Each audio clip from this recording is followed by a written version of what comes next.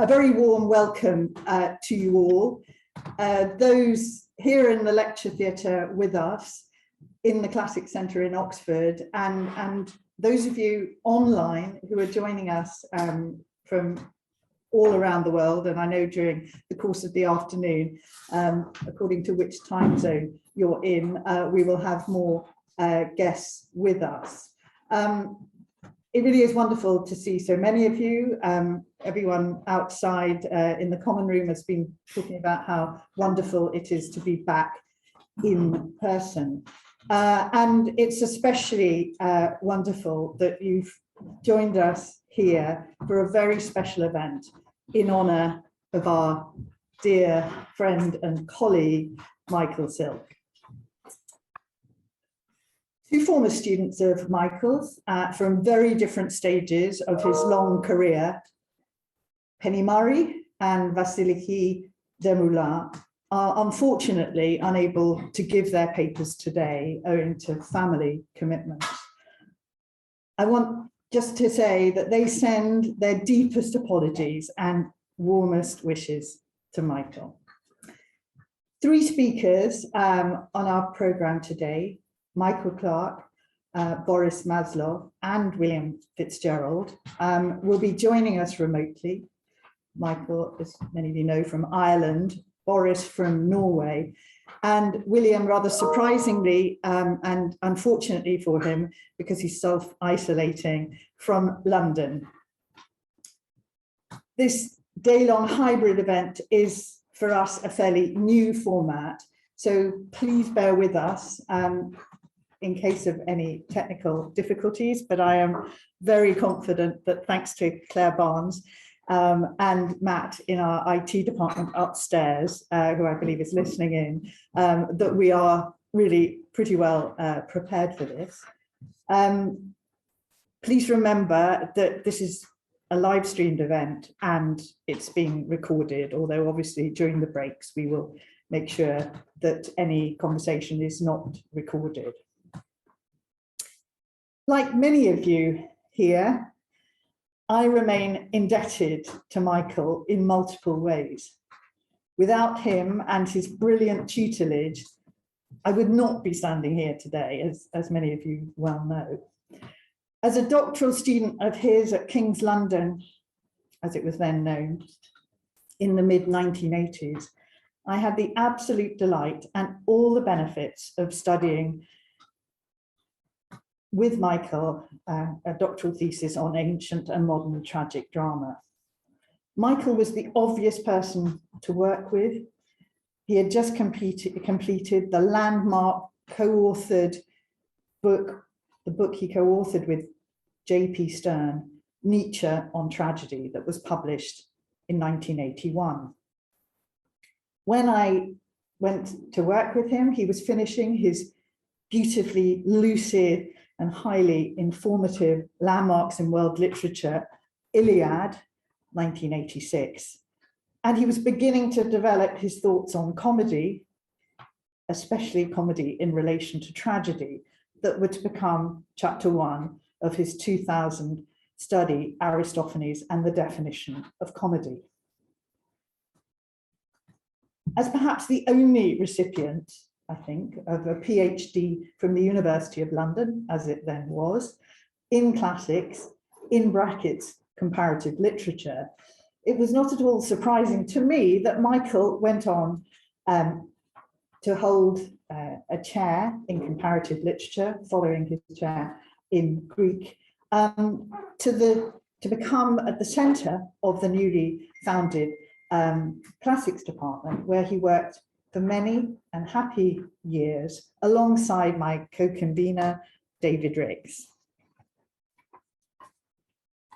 The fruits of many of those comparative encounters, of course, appear in the extraordinary, wide-ranging and erudite co-authored book with Ingo Gildenhard, who's with us today, and the much lamented Rosemary Barrow, that large, very large book called The Classical Tradition, Art, Literature, Thought of 2014. The papers you'll hear today will address different aspects of this towering intellectual's vast range. The papers will no doubt share too Michael's, I think, Leavisite sensitivity to language, and particularly poetic language, the subject of Michael's forthcoming and long-awaited next book. Many of us have been enthralled by Michael's readings of poetic texts and marveled at his beautifully crafted prose. And I, for one, have been overwhelmed by his tireless patience and generosity towards someone who didn't start out as a classicist. But it's also his passion for life that is equally striking and infectious. His love of musical theatre, his love of jazz, early cinema, and what I particularly enjoy, his political inquisitiveness. He did multidisciplinarity before it became voguish, and reception, dare I say, a term he actually loathes, avant la lettre. And he has always argued that comparatism must be at the heart of all serious scholarship. Michael, we hope that you experience today some of the sheer intellectual excitement that you have enabled so many of us to enjoy in your company over so many years. And now I pass over to Oliver, who is going to chair the first session.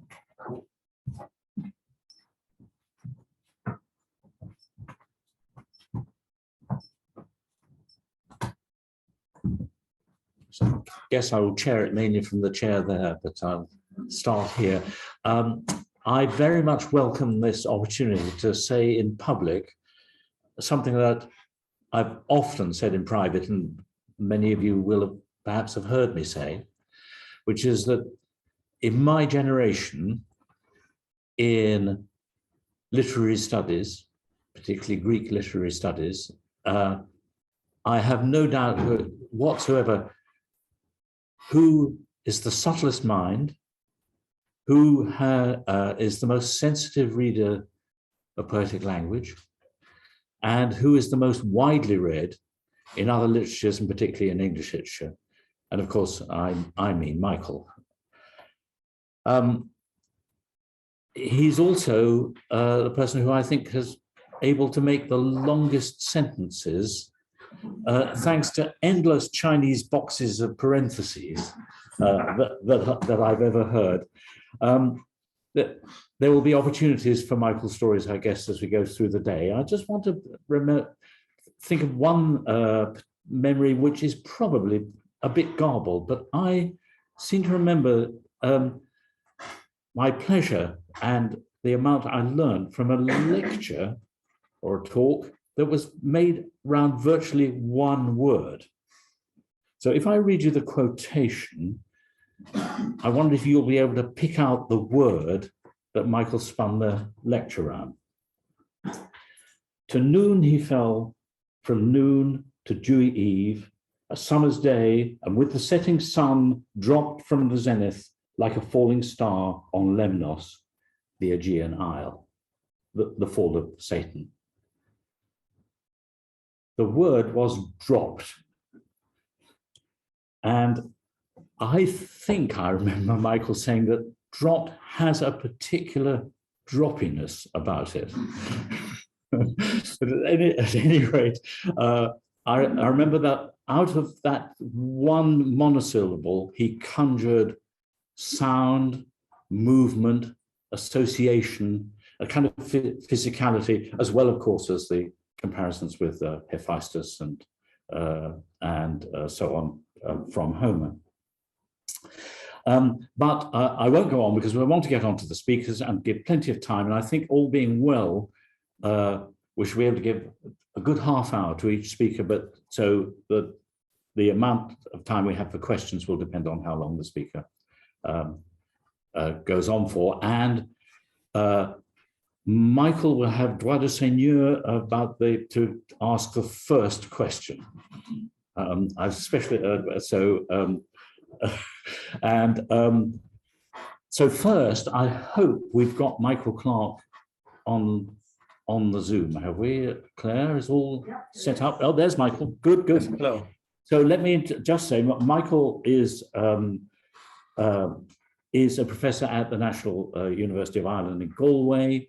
I remember him back from the days when it was all Homeric souls and spirits and so on. But today, at any rate, and his special interest these days is particularly on the relationship, the interrelation. There's a good word. The interrelation between Greek and Latin languages and the languages of the Middle Ages in these islands in the British Isles and in Ireland. So, Michael, I'll hand over to you and not appear again until you finish your talk. Michael Clarke. Okay, good morning all. Can you hear me there? Yeah. You can hear me, good. I will try to share my screen. You should, yes, there we are. You should now be able to see my last slide there. Can people see my screen? Yes. Okay, then I will just go to the slideshow. I'm terribly sorry not to be there in person. It's purely because of sort of messy COVID-y issues, but it would have been great to see Michael and all of you again, and to remember, as our speakers have already mentioned, quite what an inspiration Michael has been over the years to us for the sensitive analysis of poetic language, above all metaphor and non-dead attentional meaning. And he's also given us cause to debate the grand narrative of literary history and the constitution of the classical tradition at the middle of it. Now, today I want to share an example of the transmission and renewal of that tradition in the long Middle Ages, specifically an example of the exploration of metaphor and not quite metaphor. All those words are surrounded by scare quotes, through scholia preserved in the manuscripts. What Martin Irvine defined as the culture of artes and auctores, the codification and annotation of canonical texts from the Carolingian period onward. That's most familiar to us here from Latin manuscripts in the West and Greek ones from the Byzantine East.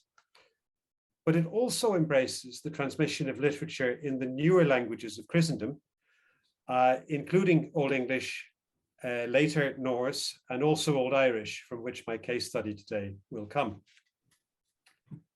But back to Michael's second interest and importance, the construction of the grand narrative.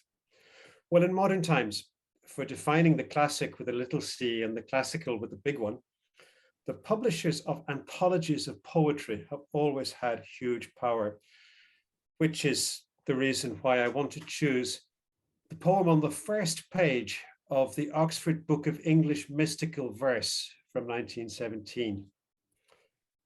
A book edited by two members of the Golden Dawn, which is by Aleister Crowley, comes in towards the end of it. But the poem on the first page of that is also the poem on the first page of William Sharp's tremendously influential Lyra Celtica, an anthology of the poetry of the Celt of 1896. And it's been passed down as a staple of endless anthology after anthology ever since. Robert Graves wrote of the poem that I'm going to talk about, that English poetic education should really begin not with the Canterbury Tales, not with the Odyssey, not even with Genesis, but with the Song of Avrigin. This is Douglas Hyde's translation.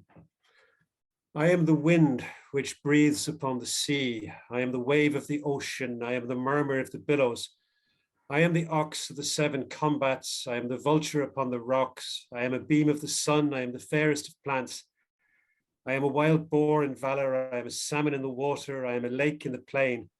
I am a word of science. I am the point of the lance in battle. I am the God who created in the head the fire. Who is it that throws light upon the meeting in the mountain? Who announces the ages of the moon? And who teaches the place where couches the sun, if not I? Now, the canonization of this poem since the late 19th century has revolved around two themes. The first, the claim that these are, in Douglas Hyde's words, the oldest surviving lines in the vernacular of any country in Europe except Greece alone. And the other theme is mystical pantheism. The notion that this is a fragment of pagan Celtic philosophy linked by analogy or shared origins to the wisdom of Hinduism keeps getting repeated, as for example by Yeats.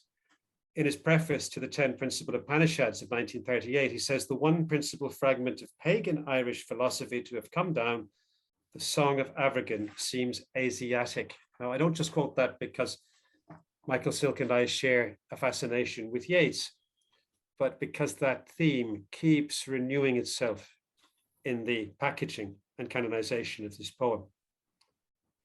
The theory continues that the speaker, Avergan, is recounting some kind of primal cosmic experience. As the Rhesus put it in 1960, in a book still in print, Avergan on the ocean of non-existence embodies the primeval unity of all things, and as such he has the power to bring a new world into being, and his poems are in the nature of creation incantations. Now, even if, like me, you draw the line long before that, it's undeniable that the strange predications in this poem resonate with images of shape-shifting, reincarnation, even metempsychosis. It's long been seen that there must be a relationship with the Middle Welsh book of Taplin. I was path, I was eagle, I was a coracle at sea, I was bubbles in beer, I was a raindrop in a shower. No definable relationship with Avergan's poem, but the themes are so similar and the syntax. Back within the old Irish materials, the recounting of successive incarnations is paralleled, for example, in many poems from about the same period, 11th century, ascribed to the primeval shapeshifter Mongon. Yeats's poem, He Thinks of His Past Greatness When a Part of the Constellations of Heaven, was originally published with Mongon named as the speaker. I have drunk ale from the country of the young and weep because I know all things now. I have been a hazel tree, and they hung the pilot's star and the crooked plough among my leaves in times out of mind. I became a rush that horses tread. I became a man, a hater of the wind. And an interpretative circle closes around this because Maud Gonne herself wrote notes on these poems, which are addressed to her, and her notes cite the course in Celtic mythology of de Jubanville of the 1870s. And he'd been the first to explain Avergan's poem as a fragment of Celtic pantheism. And that goes on in the sort of new agey literature of spirituality today. Yet, and this is my substantive point, that all of the above melts away when you acknowledge that the poem only really exists, the original Old Irish poem only really exists in one specific locale on the medieval bookshelf. It's a speech in the probably originally 9th century pseudo-history of Ireland in the world, the Leabhar Gabhála. At the part when that historical narrative recounts the moment around the year of Abraham 1480, when the ancestors of the Gaelic Irish arrived from Scythia, having come via Egypt and Spain. And Avergan, who is their poet and magus, sets his right foot on the shore of Ireland, and at that moment utters our poem, Am Gwaith in Wir, in defiance of the demons who've occupied the land up to now. That's the only place this poem is actually attested. The first clue to its meaning is the setting on the shore of the sea. In a contemporary text about poets vying for supremacy with each other, it's said as a maxim that the place for poets to declare their knowledge was always on the edge of water. And as we'll see, the later lines leave no doubt that Avergan is not talking Celtic cosmology. He's acting out his powers with obscure poetic language that demands scholarly interpretation if it's to be understood. Now, at this point, we can introduce the key fact about the transmission of this poem. Already in its first surviving copy, this is a copy of the Leabhar Gabhála, that pseudo-history of the Irish nation that I mentioned. In its first surviving copy, which we see here, the poem is already being interpreted through scholia. This manuscript is from about 1160, and you can see the letter at the top center, the letter picked out in red, Am Gath im Wir, I am a wind upon the sea. That's the beginning of it. And you can see the interlinear scholia, ranged above the lines, each introduced by the Tironian note for id est. These interlinear scholia look like the annotations of a working scholar, but actually he's not alone. Some at least of them were already present in his exemplar, probably an 11th century exemplar. We know this because the first one is written out plainly, evidently a transcription error that the copyist didn't at first realize that this was a scholion. Now, linguistically, the poem looks to have been composed maybe around 1000 AD. So within just a few generations, it's become an object of scholarly investigation, and maybe it always was. In later manuscripts, the scholia are laid out in a table. There's an example from about 1390, which you see here, that the lines of the poem are in larger script on the left and the scholia tabulated with a smaller nib on the right. Now, in these scholia, the scholars are pinning down the logic of the imagery of the poem. So I've italicized them in this slide. I am a wind on the sea for depth. I am a wave of the ocean on the land for heaviness. I'm the sound of the sea for fearsomeness. I'm the ox of 7 combats for strength, and so on. These serve in each case to disambiguate, and it's not reductive to say in I.A. Richards's terms that what they're doing here is identifying the tenor behind each metaphor's vehicle. Now, in the early 17th century, the Counter-Reformation scholars produced a final, extraordinarily rich copy of the Liawaguwala, which we see here. Some of these scholia elaborate on the older 11th century ones, and some are new. When we read the poem with and through them, they trace a shift in the sequence of ideas.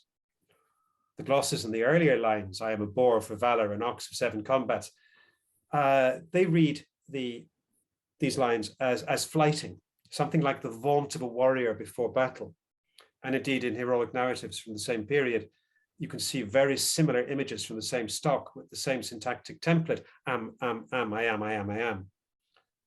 But the images of the later lines become more and more self-reflexive. They're interpreted in this manuscript as if they are about the power of the poet to create and interpret obscure language. And this is where the glosses become such a serious and deep and deeply classical document of philology in action.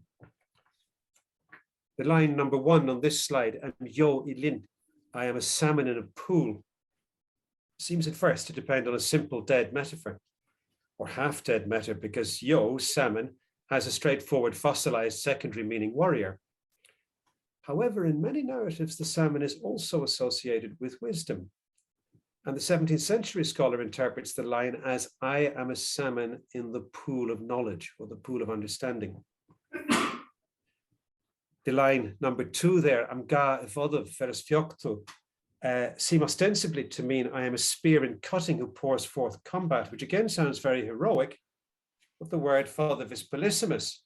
As well as a cutting, it can be a knotty problem of verbal and poetic interpretation.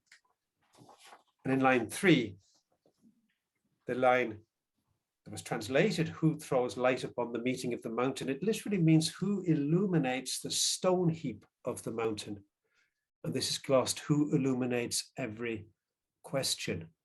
And as we see, it's about interpreting riddles, even interpreting kennings. The later line, who brings his cattle from the house of Tethra, on whom do the cattle of Tethra smile? They're glossed as if they were something like a Norse kenning or an Aeschylean Gryphos.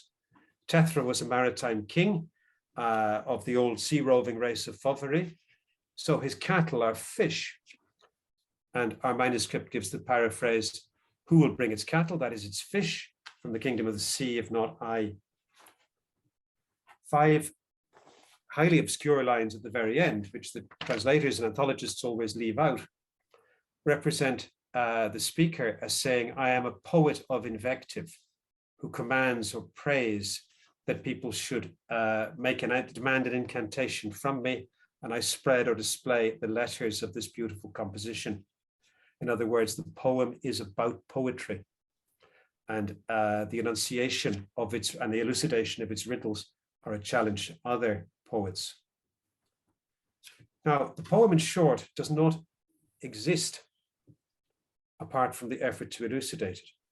The efforts enacted by successive generations of interpreters, who probably began within a couple of generations of its composition, and it's a monument not to Celtic antiquity, but to medieval philology in action. Well, there may be a case for saying that it's both, but that is doubtful, and to make any speculation about that goes beyond knowable evidence. Now, there is nothing uniquely Irish about the exegetical practice that we've seen here, and there is no element of wrap the green flag round me in bringing a poem like this to a classics conference. In the same period, from about 900 onward, exactly the same kind of scholia are being deployed right across Western Europe, and increasingly with materials of insular origin. For example, exactly the same scholia are being deployed with the Anglo-Latin enigmata of Oldhelm in manuscripts from around the same period, the famous Canterbury manuscript of about 1000. You find them on the early as well as the recent Latin, and in some cases macaronic Latin and German poems of the Cambridge Songs manuscript. The Anglo-Saxon culture of exegesis, represented by translation, notably the Old English Poetics, is part of the same movement. In the background all along are the monumental glossed manuscripts of canonical authors, Virgil, Boethius, Martianus Capella, being produced in increasingly professional scriptoria at the same time. What's unusual about Old Irish examples like this one is the depth of interpretation that was being applied to an indigenous language, as if there had been a collective decision to class Old Irish as a language of learning and not just a vernacular.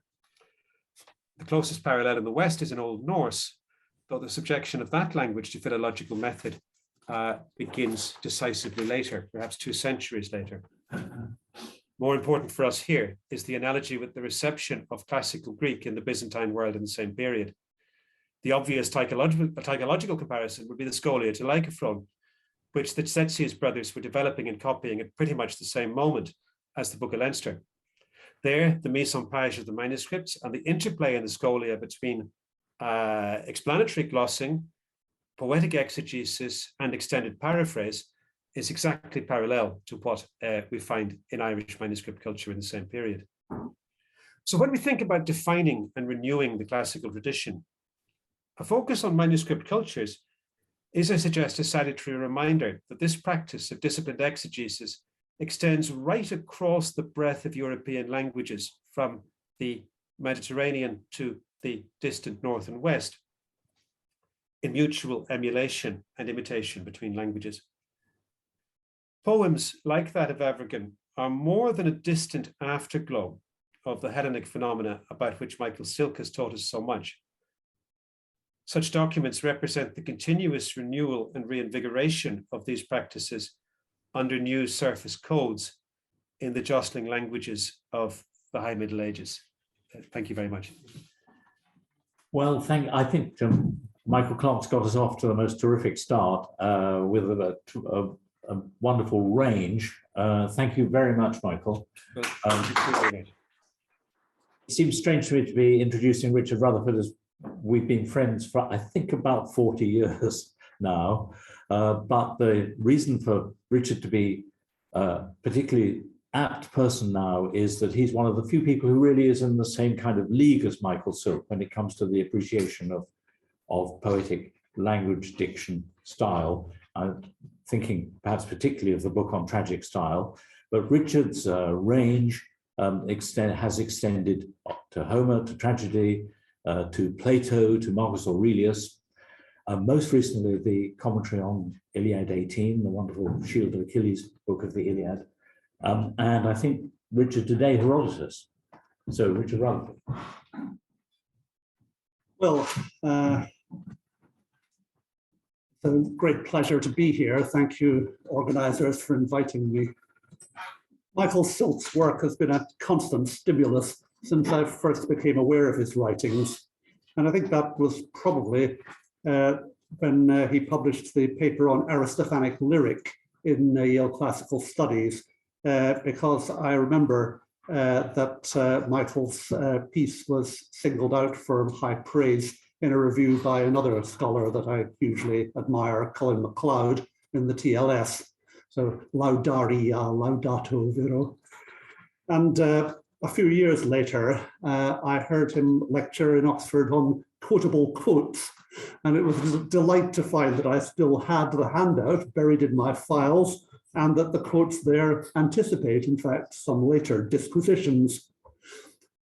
For me, his work is exemplary, not least in relating close reading, which we both see as fundamental and central to the act of criticism, to larger principles and discussions of poetics.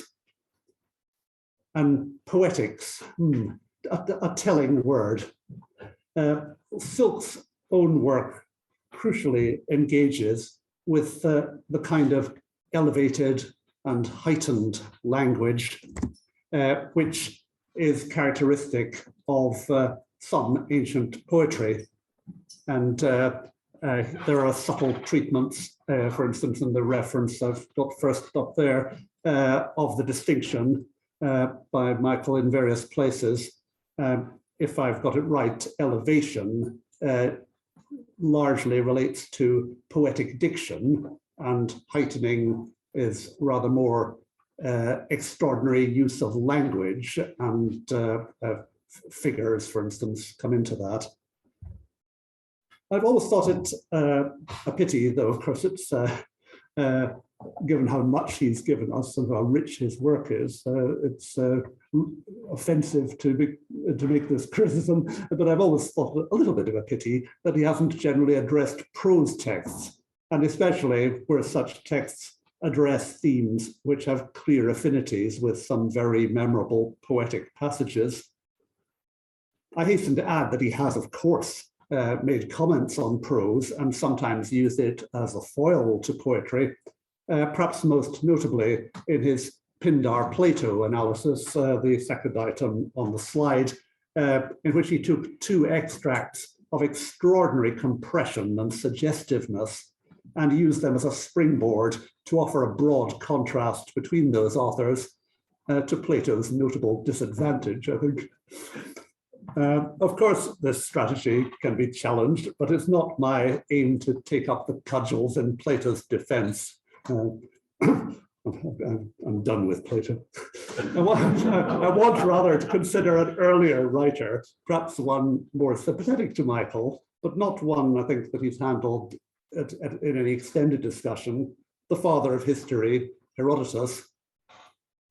No doubt it would be unfair to hold Michael to remarks made in his 1974 book, but the brief comments on Herodotus made there do suggest that he places most, if not all, of Herodotus's text in the category of ordinary language. I'll argue that some parts of the history resist such a categorization, and I am heartened by our honorand's concession that heightened language may also occur in, quotes, poetic prose. But this invites a question of definition. Even if our definition of poetry is sufficiently plain, how far is it possible to extend any such definition to poetic prose? To take only one aspect, is either elevation or heightening sufficient in itself to render a passage of prose poetic, or are both needed, or might the label poetic be merited on other grounds? Well, of course, I could now launch into an extended discussion of theory, but I prefer to use examples. So I'll only raise a further question about whether poetic prose is purely a matter of diction. Are there also grounds for taking in affinities with subject matter treated by poetry generally or in particularly influential texts? A couple of passages have caught my eye while preparing this paper. At the very beginning of book 7, Darius gets the news of Marathon, and his rage at Athens is aggravated, but he has already been greatly kecharagmenon with the Athenians. The participle used there is literally sharpened, used, for instance, of sharpening one's plowshare by Hesiod. And this metaphorical use of charasso is rare. Medea 246 in choral lyric is said to be the only other classical example by somebody who should know, Mastronardi. He says it next occurs in Plutarch. So here perhaps we have no more than a startling metaphor. But what about my next example? From the final words of the chapter on Ameinocles the Magnesian, a very minor figure, mentioned only here by the historian, but clearly Herodotus knew more than he's saying. He made a marvelous profit by salvaging loot from the shipwrecked Persian fleet. Unexpected windfalls are quite common in this author. But the last words take us by surprise, for even he was afflicted by a joyless misfortune involving son slaying. That final word carries climactic shock value. It surely means, though some dispute it, that he killed his own son, and surely we are in epic tragic territory. Paidophonos is most familiar from Iliad 24, and indeed appears nowhere else before Herodotus. There are 2 instances in Euripides applied to predictable characters, Medea and Heracles, and the Medea passage certainly falls within Herodotus' lifetime, but well, we don't know exactly which way around things are. And Acharis is interesting too. It can be fairly light, just unpleasant, but it's surely darkened by the company it keeps here. So from a lucky devil, eutykeion in the previous sentence, to a paradigm of human disaster. When I first read Herodotus properly in the 70s, we were operating with Stone Age tools. The only commentary we were directed to was Howe and Wells, and although Imarvar's book was some help on structure, there wasn't a lot of encouragement to see Herodotus as a writer fully in command of his material or with any kind of sophistication. And he'd hardly say how radically the picture has changed in the course of the last 4 decades. Landmarks, including the works by Gould, Latiner, Pelling, I won't go on. Structure and design, historical methodology, narratological ingenuity, anthropological and religious perspectives. All of these have been richly illuminated. But perhaps the study of his linguistic style has received less attention than it deserves. Even in the Green and Yellow series, the introductions tend to neglect this aspect, confining themselves to a reprint of Angus Bowie's pages on the dialect. A full analysis would be a tough proposition, I can tell you I've tried, but a few thoughts. Any such analysis would certainly be able to build on good foundations in the many surveys of the influence of Homer on Herodotus, from Huber to Pelling. But I note the cautionary words of Michael in 1974, who remarks that Homeric influence is more a matter of what words Herodotus uses than how he uses them. Well, that distinction might be open to challenge, but more broadly, it's at least clear that not just words, but epic motifs are developed: supplication, contest in marriage, the appeal to a prophet, the wise advisor or warner figure, the Aristeia in battle, the catalogue of armed forces. Likewise with plot patterns, the biter bit, the great man riding for a fall, the leader triumphant in success, who then goes too far. We come close here to Michael's triad of key elements in tragedy reflected again and again in tragic language. I refer to the famous paper in Tragedy and the Tragic. These three elements: must, compulsion; too much, excess; and the name. I'll come back to a name later. So Herodotus deploys poetic motifs and, I'd argue, displays a poetic imagination sometimes. That I regard as Sulcian imitatio, that modification at the very end of a sentence. Clearly, we can't ignore the influence of quite different genres. Hecataeus comes to mind, maybe sources for the life of Aesop and related texts, documents. But I would press the point rather further in terms of the expression of centrally and typically Herodotean ideas expressed through key words and closely associated concatenations of words, terms which recur in ways and contexts that almost recall Homeric formulae and type scenes on which our Honorand has written.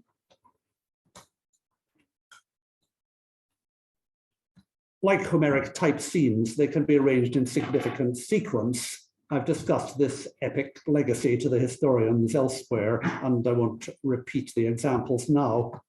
Let me focus on the words. These key words don't have to be poetic in origin. They can indeed be ordinary language in Silk's terms, but plain words can be given added force and significance through context and recurrence, what Pat Easterling in an excellent essay calls charging. In Herodotus, a good example of this is the noun symphore, chance, accident, misfortune. By no stretch of the imagination could this be labeled poetic diction. It figures in Antiphon, Andocides, Thucydides, Xenophon, Plato, Aeschines. But in the early stretches of the history, it's given the kind of added force I've referred to. One of Michael's favorite quotations is the passage including skias and onar anthropos from Pindar, this marvelous phrase in a marvelous context, to quote his own version. This is slightly wider in the context. Creatures of a day, what is someone? What is no one? A dream of a shadow man. Herodotus offers almost as memorable a formulation in Solon's speech in 132, and so Croesus, entirely man is chance or misfortune or fortune. But it's a problem with fortune. There's a problem with symphory that we don't really have an equivalent for it that can be positive, negative, or neutral. But I suppose chance will have to do. Man is entirely chance. That extraordinary apothegm guarantees the centrality of this term and alerts us to observe it in what follows. There's a whole sequence in the Adrastus episode. This man arrives having killed his brother, afflicted by misfortune. Croesus advises him to bear his symphory lightly. Adrastus would resist Croesus's suggestion that he go on the hunt because he's weighed down by misfortune. And in 44, Croesus laments the misfortune which has brought about his son's death, a whole cluster of polysyllabic and unusual words around that example. And finally, climactically, famous passage, the episode ending with a long drawn out sentence, the account of Adrastus's suicide on the young man's grave, judging himself the barousouphorotatos of men he had known, the most heavily unfortunate, weightily unfortunate, deeply unfortunate isn't really quite right, perhaps. This its adjective, barousouphorotatos, is unique in Herodotus and unattested elsewhere before the Roman period. Here, as in Homer, unique or extreme situations call forth exceptional language. We might think of ainarete, dusaristotakaia, pana orios. but the specially coined superlative would be less effective without the preparation provided by the simple noun. Now, it's true that the aphorism of Solon is not typical of Herodotus's language, as it might arguably be seen as typifying Pindar, or at least Pindar's gnomic style. But sorry, I mean the Pindaric phrase "skias on R1" might be emblematic of Pindar's style. But Solon's aphorism does provide a powerful focal point in a speech and a scene which any reader recognizes as a key passage with resonances that spread right across the work as a whole. Especially strong are the links between the Solon-Croesus exchange and the later episodes involving Artabanus and Xerxes, characters who ooze wisdom, not perhaps one of Chris's most elegant phrases, but I put Amasis in there too, because I'm not going to talk about him, but clearly that scene is linked to, what have I done, damn it, sorry.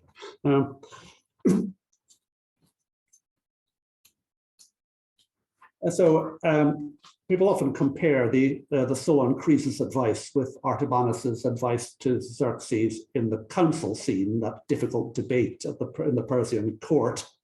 But I'm going to focus on the later scene, 46 to 52, one of the high points for me in Herodotus's work. Then a high point in another sense, the scene where Xerxes takes up position on a lofty throne prepared for him at Abydos and surveys his vast fleet and army. The king in a high place has no doubt symbolic implications. First, he congratulates himself, and then he weeps. The whole passage assigns 5 speeches to each interlocutor, 5 to Xerxes, 5 to Artabanus, marking its importance. But the scene falls into 2 parts, the first dealing with human life more generally, the second addressing Xerxes' strategy and Artabanus's misgivings. The word symphore provides one link, by no means the only one, between these sections. At 46.3, which we'll come to in a later slide, Artabanus says that the misfortunes, the symphorai, befalling men and the diseases bringing disruption make life, short as it is, seem to be long.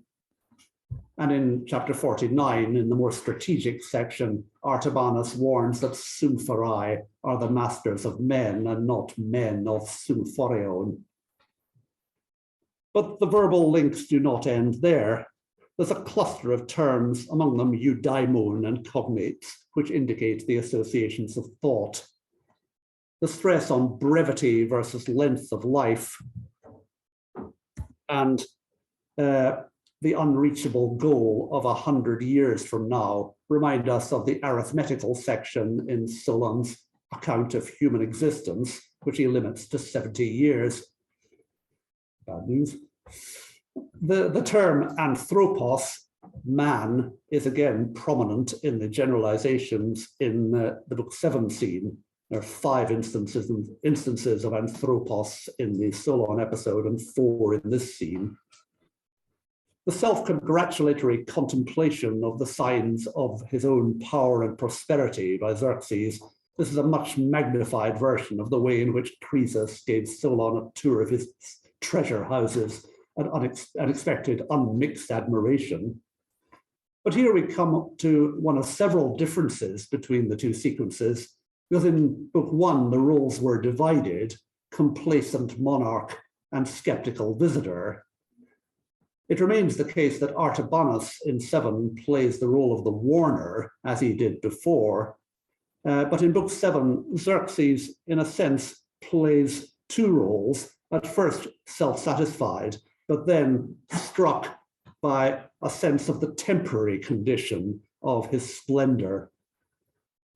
He takes a step further towards a realistic pessimism than the unreflecting Croesus. And I want to look at 1 or 2 more details in the way that the exchange unfolds. Xerxes' initial explanation is interesting for what he does not say. He doesn't comment, it struck me how pitiful, how dreadful it is that I, Xerxes, the absolute ruler of all these people, am mortal and doomed to die. Rather, the reflection is a general one, and the pity seems to extend to his subjects and to the state of man. It's Artabanus who shifts into the first person plural, including himself and his master in the still darker picture he paints. Pepontha men oik trotera. We suffer more pitiful things in life than that. Also notable is the absence of a respectful vocative, contrast O King in his preceding inquiry and in all the other openings to his speeches in what follows, and indeed in the earlier bit in book 7. So maybe a slightly more direct man-to-man locution. The suggestion that death may be preferable to life, that indeed it may be the greatest blessing a man may obtain, recalls the example of Cleobis and Biton in Solon's speech in 1. There, the pair of brothers were fortunate to die after covering themselves with credit in the eyes of family and community, and it seems in the eyes of the gods as well. Their lives as well as their deaths were blessed. Here, the pessimism is deepened. Such are the miseries of human life that escape from it may at times be preferable, whatever a man's condition. And that preference is an active wish or choice. Haeret totate boulesthai.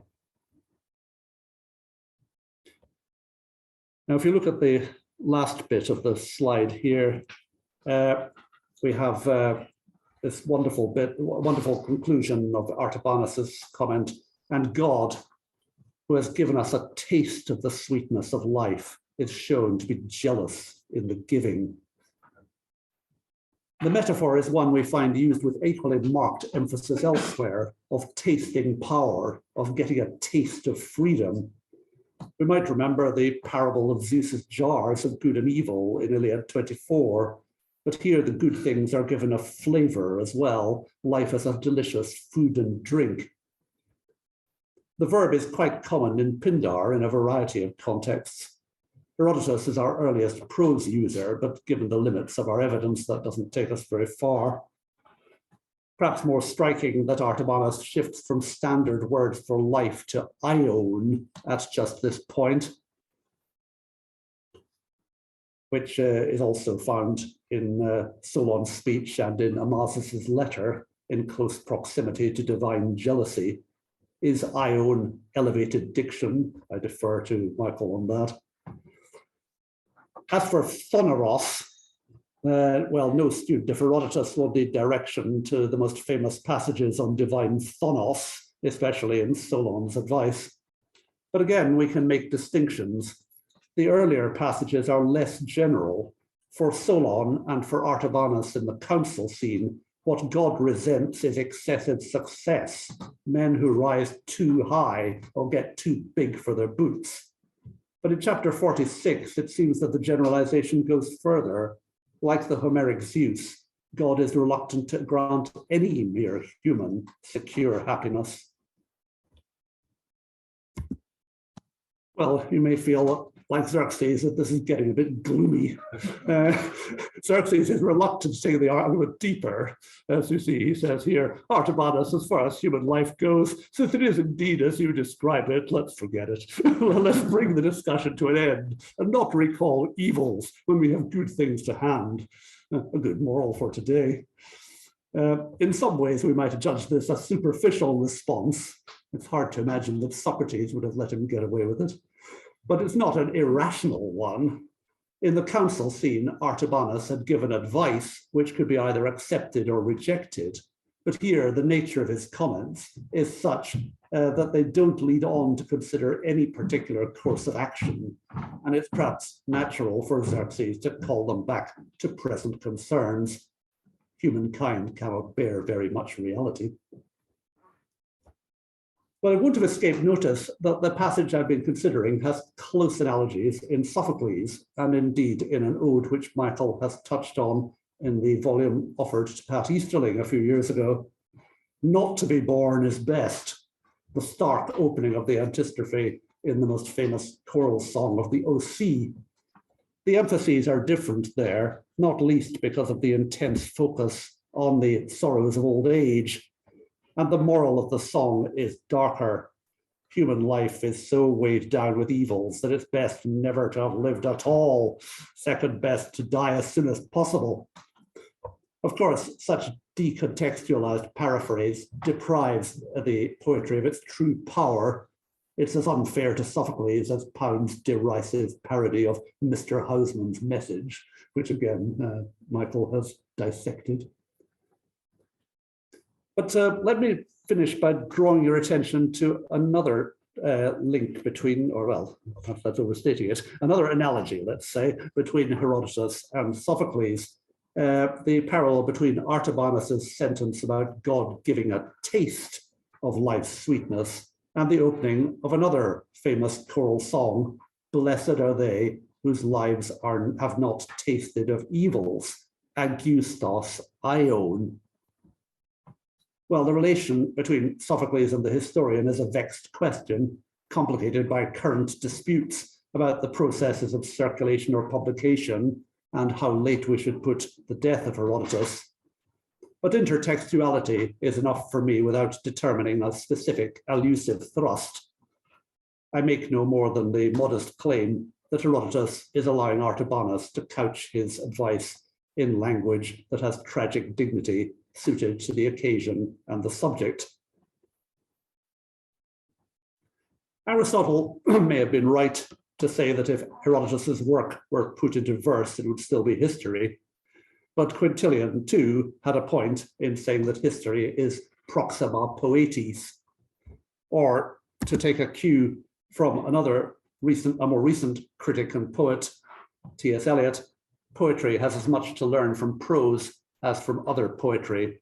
And I think that an interaction between prose and verse, like the interaction between language and language, is a condition of vitality in literature. It was natural, casting around for quotations with Michael in mind, that the word interaction should catch my eye. So thank you, everybody, and let's hope for many more scholarly interactions with Michael, virtual, face-to-face, or hybrid. Well, I think we should draw this to a close. I mean, Margaret has given us a great taste of the delights of Silkian discourse and dialogue. So thank you very much indeed, Richard. Thank you.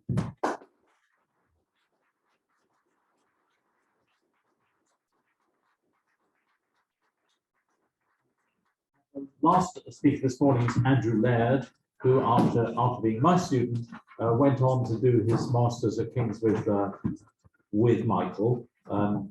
Already I remember developing an interest in ancient literary criticism as an undergraduate, and gone on to write a lot of important things on ancient literary criticism and theory, and then also moved particularly into his territory in Latin reception particularly in Latin America. And then I think on Latin literature of the early modern period and the scholarship on Latin literature in the early modern period has become your current. I think that's Andrew. So I'll hand over to you, Andrew. Thank you, Oliver, and Fiona and David for organising this event for Michael, such an extraordinary teacher, critic, and provocateur. And in fact, what follows comes out of a conversation Michael and I had about the merits of poetry or literature written in early modern humanist Latin. But this talk also gives me an opportunity to explain the objections to Neo-Latin studies, which I've been quietly harboring for a long time. That might sound puzzling, given what Oliver just said. I quite frequently work on Latin from the Renaissance to the late 1700s. So I'll begin in part one by briefly explaining humanism and making the case against Neo-Latin studies, to clear the ground for the second part, which will address the question of whether literature in early modern Latin can ever succeed as literature, a question to which those who call themselves Neo-Latinists invariably give a positive answer. And the third and final part of this discussion will be more exploratory, a tentative attempt to understand the ways in which Latin did function as a literary language in the early modern period. So to begin with my first part, humanism and the trouble with Neo-Latin studies. Humanism originated in Italy in the 1300s before spreading across Europe and beyond. The humanists were so called after the colloquial Italian word humanista for a Latin teacher, which was derived from the studia humanitatis, humanities. Not just educators, many humanists were productive scholars who revived classical Latin as the medium for all kinds of knowledge, including jurism, political theory, history and the sciences, as well as philology and antiquarianism. Latin remained the language of scholarship throughout the early modern period, and its use only began to diminish in the wake of the Enlightenment and the French Revolution. Literature and poetry in Latin, on the other hand, had long been of less consequence. Printing, combined with the emergence of national languages, had only accelerated the irreversible rise of vernacular literature. Humanist Latin is now often called Neo-Latin, a term effectively instituted by Joseph Eichswein, who founded the International Association for Neo-Latin Studies in 1973. He further disseminated it through his two-volume Companion to Neo-Latin Studies, a directory of largely literary texts, and Humanistica Libaniensia, which has always been billed as a journal of Neo-Latin literature. Neo-Latin has been used increasingly of all humanist Latin since the mid-1990s, and there's now a Ludwig Boltzmann Institute for Neo-Latin Studies in Austria, and multi-authored handbooks, anthologies, and taught courses are continuing to consolidate Neo-Latin as a field. Without wanting at all to disparage the valuable work that this boom has engendered, there are several problems with these developments. First of all, while the term Neo-Latin might provide a way of distinguishing Latin produced in the early modern age from that of classical antiquity, it could wrongly imply that the humanists were writing in a non-classical style. Petrarch, Waller, Bembo, Nebrija, Erasmus, and Vives would have been horrified to find that their Latin, carefully styled in imitation of ancient models, was in any sense neo. A label like that would really have been better for all the various late antique and medieval forms and variations of Latin which are less classical. The issue is not just about terminology. The remit of Neo-Latin studies is to focus largely on literary texts from the 1300s to the 1700s. At first glance, that seems reasonable. Unfortunately, that focus may be too narrow to accommodate the importance of historical factors, of vernacular writing, or of classical and medieval traditions, all of which throw crucial light on the humanism which generated and characterized these Latin texts. But that's not a worry for the Ludwig Boltzmann Institute. Its online mission statement openly disparages the study of 16th to 18th century Latin texts from the perspective of history, classics, or modern languages. In contrast, I'm quoting, "Neo-Latin literature can be understood as a dynamic element of early modern culture which has made a significant contribution to the emergence of Europe as we know it today." That's surely putting the cart before the horse, and there's no real truth in that claim. Even if the field of Neo-Latin studies were to succeed in isolating humanist texts from their contexts, that field could never constitute a discipline. It has no foundational principles, although it's adopted its practices, sometimes unwisely, wholesale from classics. The preparation of critical editions, translations, commentaries, philological articles, and monographs. The influence of classics may well account for one more problem with Neo-Latin studies. its tendency to foreground literary texts. These texts are being championed without any serious justification, without any evident critical discrimination between them, for their significance, primarily as literature. The question of whether they should be, of whether literature in Humanist Latin can be deemed significant, has been nagging me for a while, and brings me to the second part of this paper. Can Humanist Latin literature be successful? My own research on classics, on Virgil and other authors, has usually been concerned with matters of poetic style, rhetoric, or representation, issues that I'd see as central to the study of literature qua literature. The research I've been doing on humanism in Renaissance Europe and the Americas, on the other hand, has been historical. So I've treated elegantly written Latin verse and prose texts as documentary sources or discourses of evidence, which exemplified or contributed to broader intellectual trends. Is there anything to say about the value of such texts as literature? There's no doubt that all the early modern poetry, oratory, and historiography written in Latin can be classed as literature, if not great literature. Many works, those by Politian and Pontano, for example, exhibit proficient imitatio and ingeniously deploy classical formulae.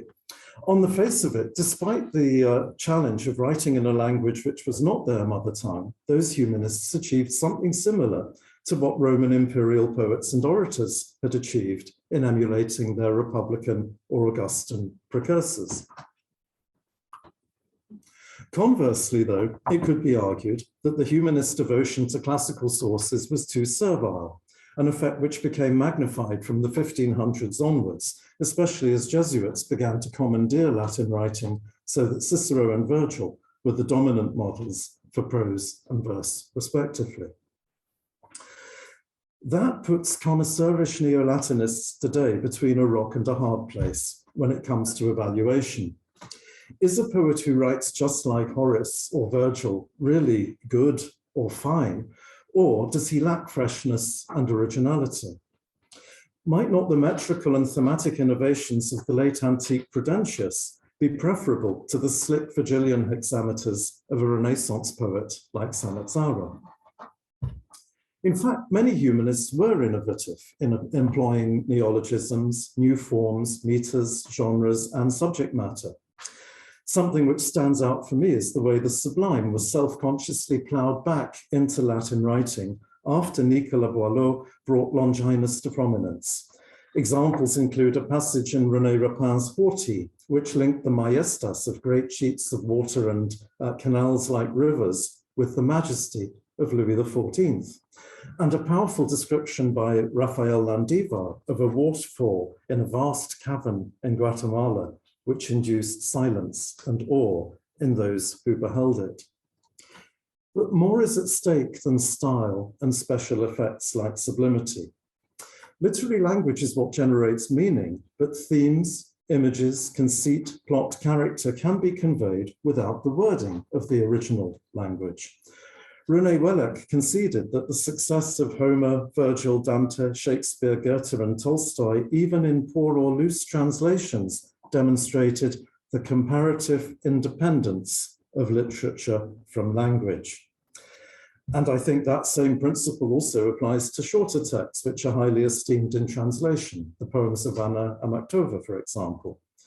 Given that appreciation, interpretation, and criticism of literature in translation is common enough, it does not bode well for early modern literature in Latin that it does not have any Goethes or Tolstoys, and that so little of it is available in English or other languages. The exceptions, like Erasmus's Praise of Folly and Thomas More's Utopia, were topical works which were never read and aren't really read for their literary value. Still, some humanist literature in Latin would succeed in translation. Carrara's ironic epic about Columbus, which is easily as complex and funny as Camoensch's Lusiads. Petrarch's Africa may be heavy going, but there are haunting passages like the account of the horrible dream which the Carthaginian Sophonisba has on the night of her marriage to Scipio's ally Massinissa. Some humanists did commend the Africa, but that and Petrarch's other Latin works have never had the wide appeal of his Italian poetry, which has been imitated in many different languages. The problem for humanist Latin literature is not that few people have been capable of reading or translating it, as its neo-Latinist champions might believe. It's more that there was little about this literature to incline those who have been able to read it to do so.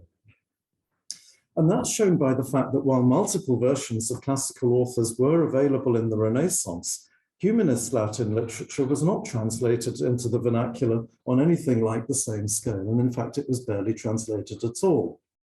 Yet, successful vernacular works were considered important enough to be put into Latin. The real setback for humanist literature has always been the fact that it was conceived and written in Latin in the first place. The speaking of Latin was confined to the cloister and lecture theatre. Academic dramas produced in Renaissance universities may have been in Latin, but Latin was not a current everyday language in which everyday situations and experiences, or thoughts, feelings, and ideas could be expressed, represented, and refined in literature.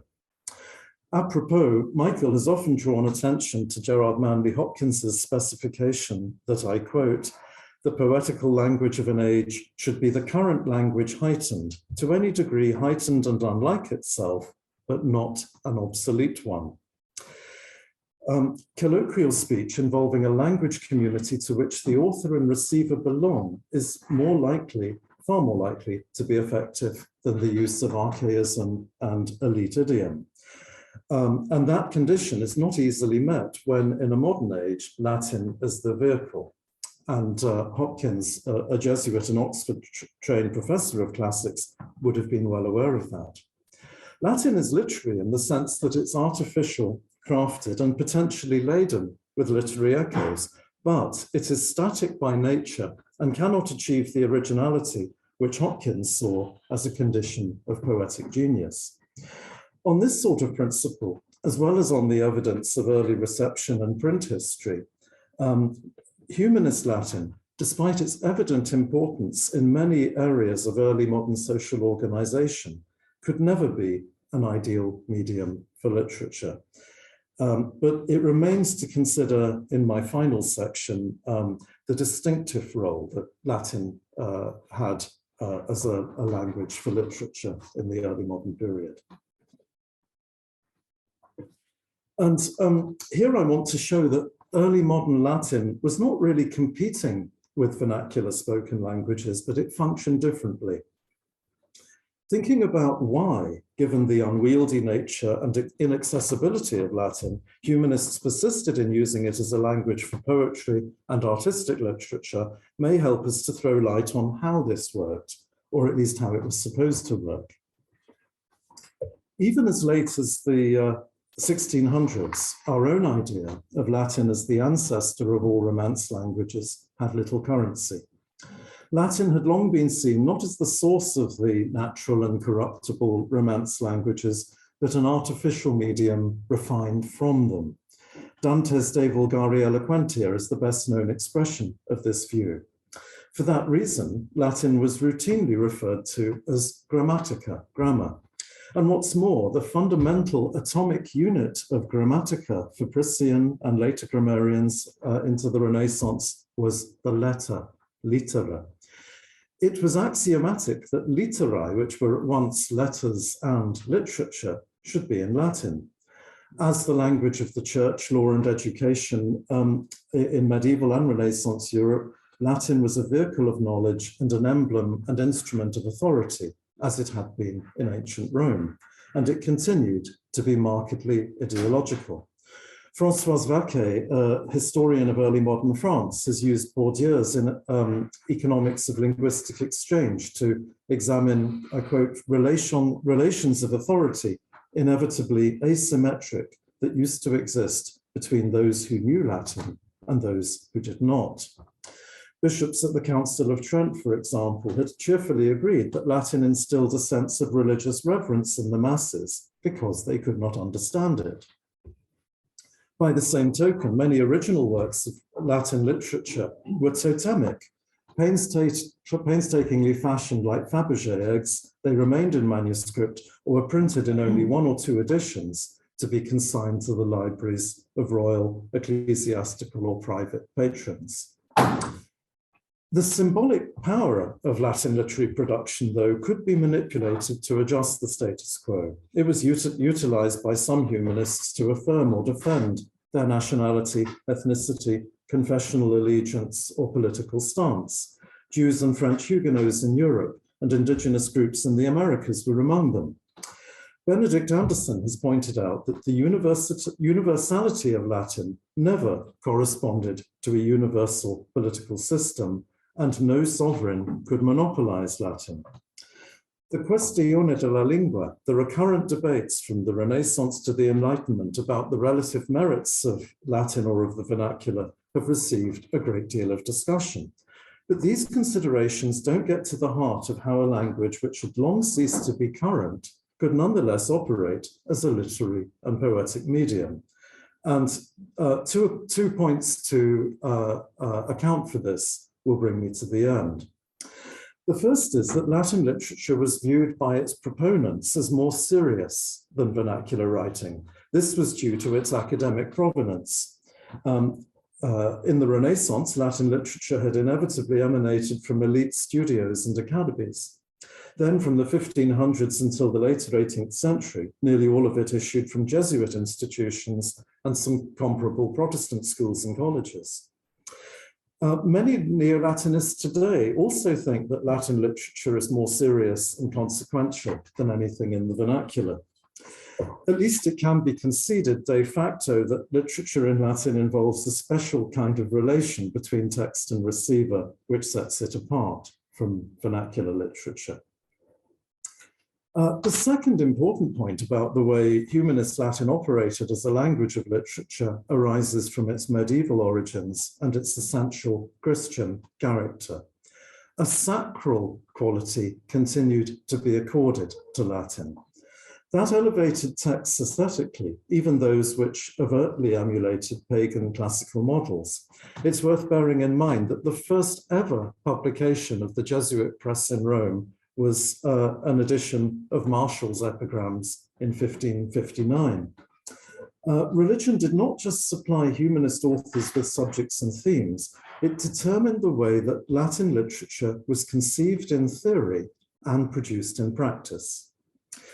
In the late 1300s, Boccaccio, Mussato, and Petrarch, among others, had appropriated Aristotle's identification of early Greek poets as theology in order to oppose the medieval scholastic downgrading of poetry. The first humanists insisted that poetry conveyed theological truth, and this was obviously consonant with their poetry being in Latin. The importance of St. Augustine, not just as a theologian, philosopher, and rhetorician, but as a reader and interpreter of Latin literature, was foundational for the Renaissance, and his influence was as great on Vives and Erasmus as it had been on Petrarch 200 years before. In the 16th century, the lay brotherhood of the common life in Flanders became as seminal for Latin humanism as the Medici Circle in Florence had been in the 1400s. The Brotherhood's associates included Thomas à Kempis, Rudolf Agricola, Andreas Vesalius, Martin Luther, and Erasmus himself. To the annoyance of the religious authors, the Brotherhood advocated, as had Augustine, the meditative reading, copying, and composition of Latin as a spiritual practice, an activity which was almost an end in itself. Neo-Latinists and Renaissance scholars alike pay little heed to any of this, perhaps because of their predominantly classical training and because of the legacy of some influential 19th and 20th century studies which set humanism wrongly in opposition to Christianity. These historical considerations are important, though, if we want to get a sense of the further value which may originally have been attached to Humanist Latin as a language of literature. To conclude in a couple of sentences, my objection to Neo-Latin studies is that it risks dehistoricizing a vast corpus of early modern material, and it tends to privilege literary texts. That would be rather like responding to the panorama of Greek and Roman antiquity with a great books course, except that these early modern books aren't so great, because humanist Latin composition generally could not and cannot compete with the demonstrable success of vernacular literature.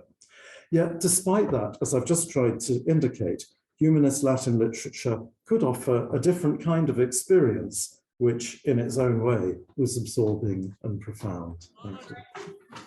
It's hard to recall what the climate was like in classics at that time, but just to give you a flavor of it, when I did Greek A-level, there was no literary essays required in a paper on Sophocles, Oedipus Tyrannus, just grammatical comments and exposition. Then I went to Oxford for a scholarship interview, and all we did, in my recollection, is to discuss the errors that I'd made in my Greek composition. So, deterred by what seemed to me like a very arid landscape, I scurried off, I fled, and I went off to Cambridge and read English to pursue my love of literature. It was only later in the 70s that I circled back to classics and started doing a PhD and rapidly met Michael, which was, in the context I've just tried to sketch, an absolute revelation. Because here at last, I had found someone working in the field of classics who was passionate and serious about classical literature in the way that I had become accustomed to, somebody who had the fine reading eye of an I.A. Richards, whom I'd encountered at Cambridge, but also, most importantly, I think, a Lewisite sense of the importance and seriousness of literature. And he was a declared, committed devotee of Lewis. He was somebody who didn't read carpet slippers to read Catullus. He had a rich sense of what we now call the reception of classical literature, of much wider interpretive contexts, and the importance of putting classical literature in what we would now call comparative contexts, all of which we now, I think, take absolutely for granted, as the history and interests of the people present today attest, but it was very different back in the 1970s. And Michael, as I say, was a complete revelation to me and inspiration. My thesis took rather a long time, not least because I became enamored of or thunderstruck by the theory that was emerging at the time, structuralist, post-structuralist, especially post-structuralist and feminist. And Michael, I recall, approached all of these things with a lot of caution, sometimes very vigorously expressed. But the payoff of this long delay in completion was a long friendship in which he shared the astonishing range of his reading and his passions with me. And I particularly remember long disquisitions about Nietzsche. He was writing his Nietzsche book at the time, Gerard Manley Hopkins, jazz, early 20th century American popular music, and cricket. I'm afraid the cricket just never stayed. I still don't know the rules. I have a particularly fond memory of getting involved through Michael with the 1977 King's College Greek play, Aristophanes' Clouds. Michael chose appropriate musical numbers with which to intersperse the production, such as I'm Sitting on Top of the World when Socrates is swinging overhead, and Lullaby of Birdland when Strepsiades is bedding down in search of inspiration. These tunes were performed by me on the piano, Michael on trumpet, and a drummer. So that's really, not to go on too long because we need to get on to the serious stuff. I remain incredibly grateful for the richness of all those conversations. I'm incredibly grateful for Michael's steadfast support of my PhD through the decade and a half it took me to complete it. I think many supervisors would have given up. And for his endless generosity with his time. To repeat, without all of that, I wouldn't be here and I wouldn't have had the career that I have had. So on to the first speaker today, Professor Boris Maslov. And I'm going to keep these introductions short because we have so little time. Professor Maslov did his undergraduate work in Slavic and classical languages, followed by a PhD in comparative literature, all at UC Berkeley. And then after holding teaching and research positions in Oslo, St. Petersburg, and the University of Chicago, he returned to Oslo, where he's now an associate professor of classical languages in the Department of Philosophy, History of Art and Ideas and Classics. His publications would take me the whole paper time to read, so I'm going to pass over those and just mention his recent book publications, a co-edited volume in 2019 with the title In Translation of Concepts, Ideas, Constructions, Essays in Comparative Historical Semantics, and in 2016, another co-edited volume on persistent forms. In 2015, and this is particularly relevant, I think he published Pindar and the Emergence of Literature, for which I'm told Michael was an extremely supportive press reviewer. Over to you. Thank you very much. I'm very glad to see you, Michael. I think I saw you somewhere on the periphery of to the right, but I'm very sorry I can't be there physically, and I'm grateful to the organizers that they are willing to tolerate a kind of two-dimensional speaker. My contribution attempts to bring together several of Michael's interests in Nietzsche, Pindar, literary theory, and the long afterlife of Greek antiquity. So I'm afraid it's going to be pretty kind of maybe a bit fast, but I hope still comprehensible. I think I need to share my screen so that the handout is visible to those who are digitally connected. Let me. So I hope it's visible. And I hope those of you who are in the room, they have the actual handout handed out to you. In the study of the history of ideas, an invisible line separates those concepts that belong to the jargon of the intellectuals and general notions or keywords that circulate widely in the language, serving as expressions of the speaker's attitudes, affects, and beliefs. Both kinds of ideas tend to be lexicalized, inviting language-sensitive approaches to the history of concepts.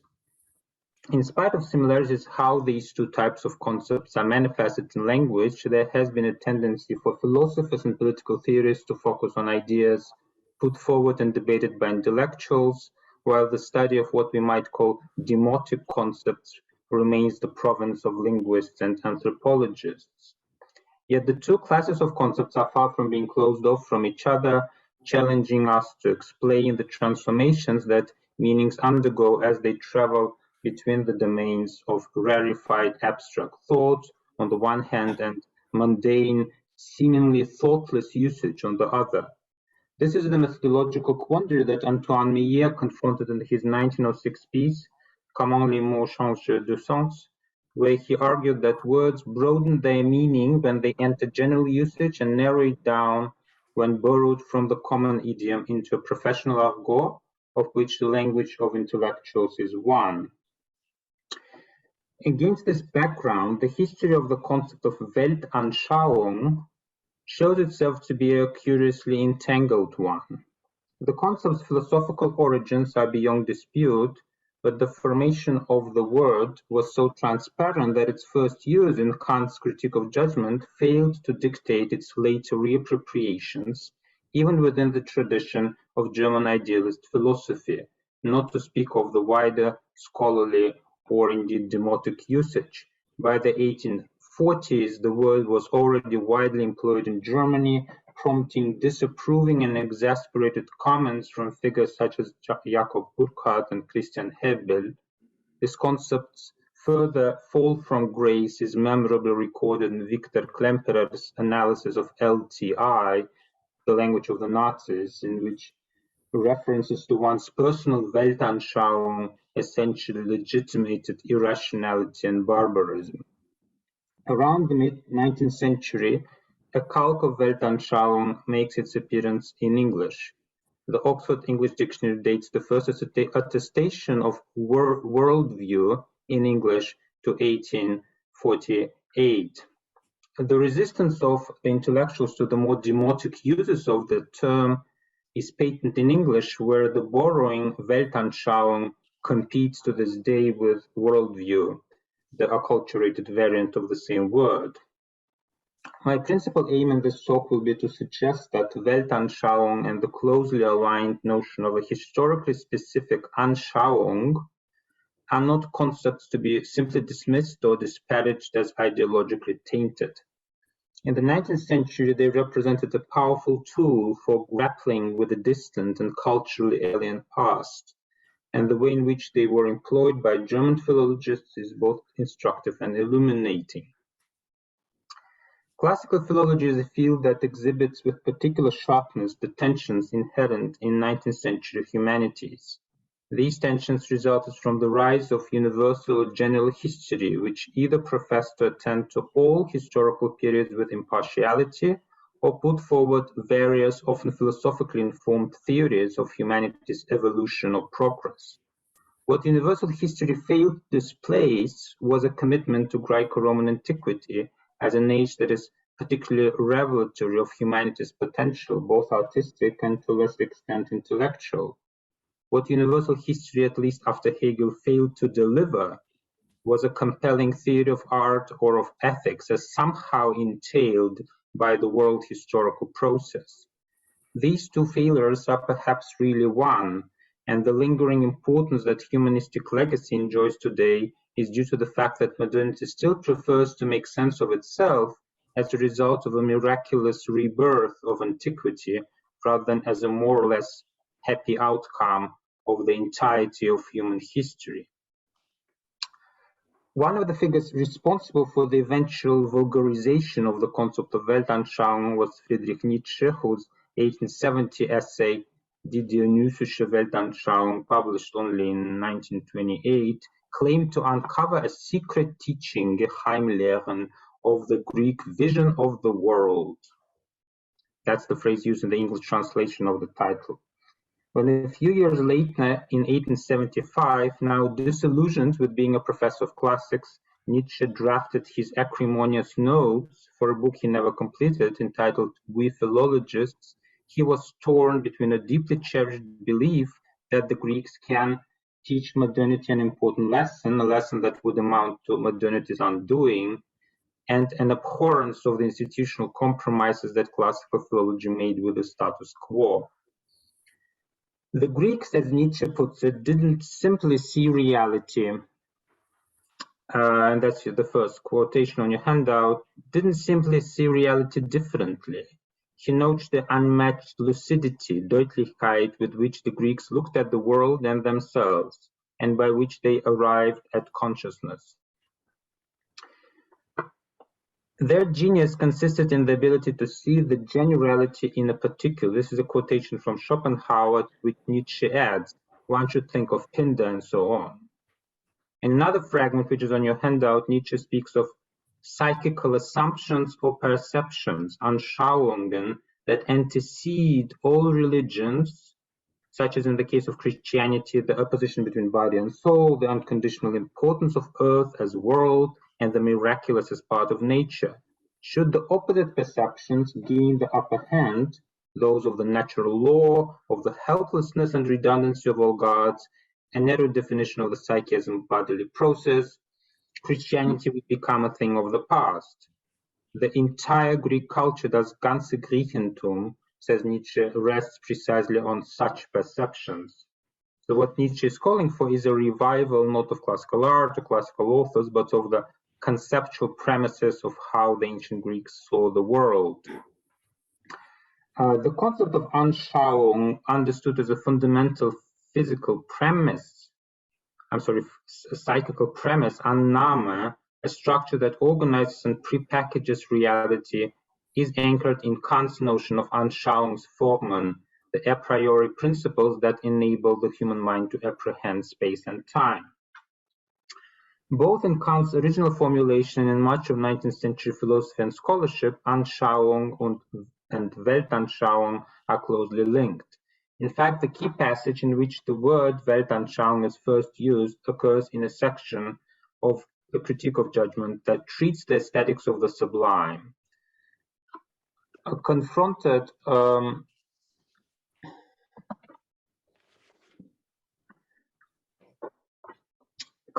by a sensual experience that doesn't yield to calculation because it's boundless, we nevertheless are able to make sense of it as a totality. For this, an extrasensory capacity is demanded, which exceeds the power of perception. The effort of comprehending the world as a totality puts a strain on human perception, representing a kind of cognitive feat that Kant describes imagistically by comparing sublime experiences such as seeing the pyramids of Egypt or witnessing wild nature. While later philosophers departed from Kant's use of Weltanschauung, the association of this concept with the supreme totalizing achievement of the human mind was retained. In the introduction to Aesthetics, Hegel posits a plurality of Weltanschauungen corresponding to different cultural formations that develop in the longue durée of world history. It is a kind of totalizing operation par excellence in which the deepest and most characteristic aspects of a culture are contained. Classical philologists who let the historical concept of Weltanschauung guide and inform the empirical work were in general confident that the Greek perceptions of the world have much to reveal to modernity directly, rather than as an early evolutionary phase which was superseded by later developments. In this respect, Nietzsche was a typical representative of that episteme, whereas the two influential Hegel-inspired literary histories written in the mid-20th century, Snell's Entdeckung des Geistes and Auerbach's Mimesis, mark a departure from it. For Snell and Auerbach, Homer was an anthropologically distant, almost primitive phenomenon destined to evolve into richer and more satisfying forms of artistic representation. For classical philologists of the first two-thirds of the 19th century, the Greek perceptions of the world are not only valid in themselves, they are richer and sharper than those available to the moderns. Here, in the interest of time, I'll skip this interesting figure, Johann Jakob Wagner, who was fascinating with different metaphors of visual perception. I'll just read the epitaph that he composed for himself, which says, "Here an eye has closed from which the all saw itself richly and lovingly."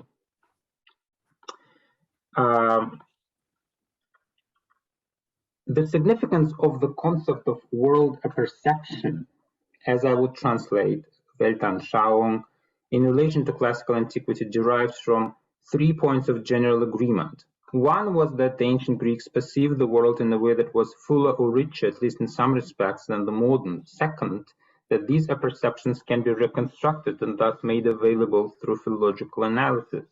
And third, that particular ancient Greek authors and their writings, rather than monuments, institutions, or artworks, are the best testimony for these apperceptions because literary texts represent actual records of ancient Greeks interacting with the world. From 1830 to 1890, as many as 20 monographs were published that use the word Weltanschauung in the title and deal with the study of the ancient world. This is on your handout. It does not, of course, provide a complete picture of the intellectual landscape of the time, since German was not the sole language of publication for classical scholars. Take the example of the case of Pindar. Up until the 1840s, most scholarly publications on the poet were in Latin, and apart from the philological minutiae such as emendations or issues of meter, they tended to focus on the religious, moral, or theological aspects of his poetry. In the 19th century, one of the chief reasons for reading Pindar across Europe was to learn how to live one's life while keeping the divine clearly in view. Take an example from the Baltics. In 1840, in Helsingfors, Alexander Sjöström defended a dissertation, De Ethicis in Pindera Monitionibus, on pieces of moral advice in Pindar. 9 years earlier, in 1831, in Halle, Victor Petri publishes a selection of passages from Pindar's Odes with commentary, entitled, in English translation, A Pindaric Theological Moral Anthology, or a collection of Pindar's passages that pertain to the teaching of divine matters and of duties. That Pindar can offer at once a theology and a moral philosophy was a fascinating treat in the Romantic age, when the reputation of Cicero and Virgil declined, while Homer's anthropomorphic gods could not satisfy the yearning for an abstract notion of divinity grounded in the natural world.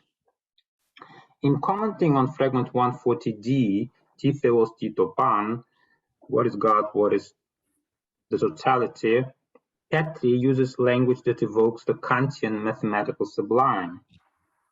What Pindar is capturing by his two questions is how, quotation, we attempt to embrace without calculation, computatione, the immense mass and abundance of the matter that the supreme deity permeates and penetrates, or to circumscribe that which lacks boundaries with the all too narrow limits, or perhaps terms, terminis, of our intelligence, however ample and spread out it is. In this case, what Pindar offers is a remarkably sharp formulation of the kind of perplexity that theologians as well as modern philosophers grapple with, using terminological tools that are more abstract than Pindar's as well as too delimiting. As a teacher of morals, Pindar has only one equal in Greek literature, and that is, of course, Aeschylus.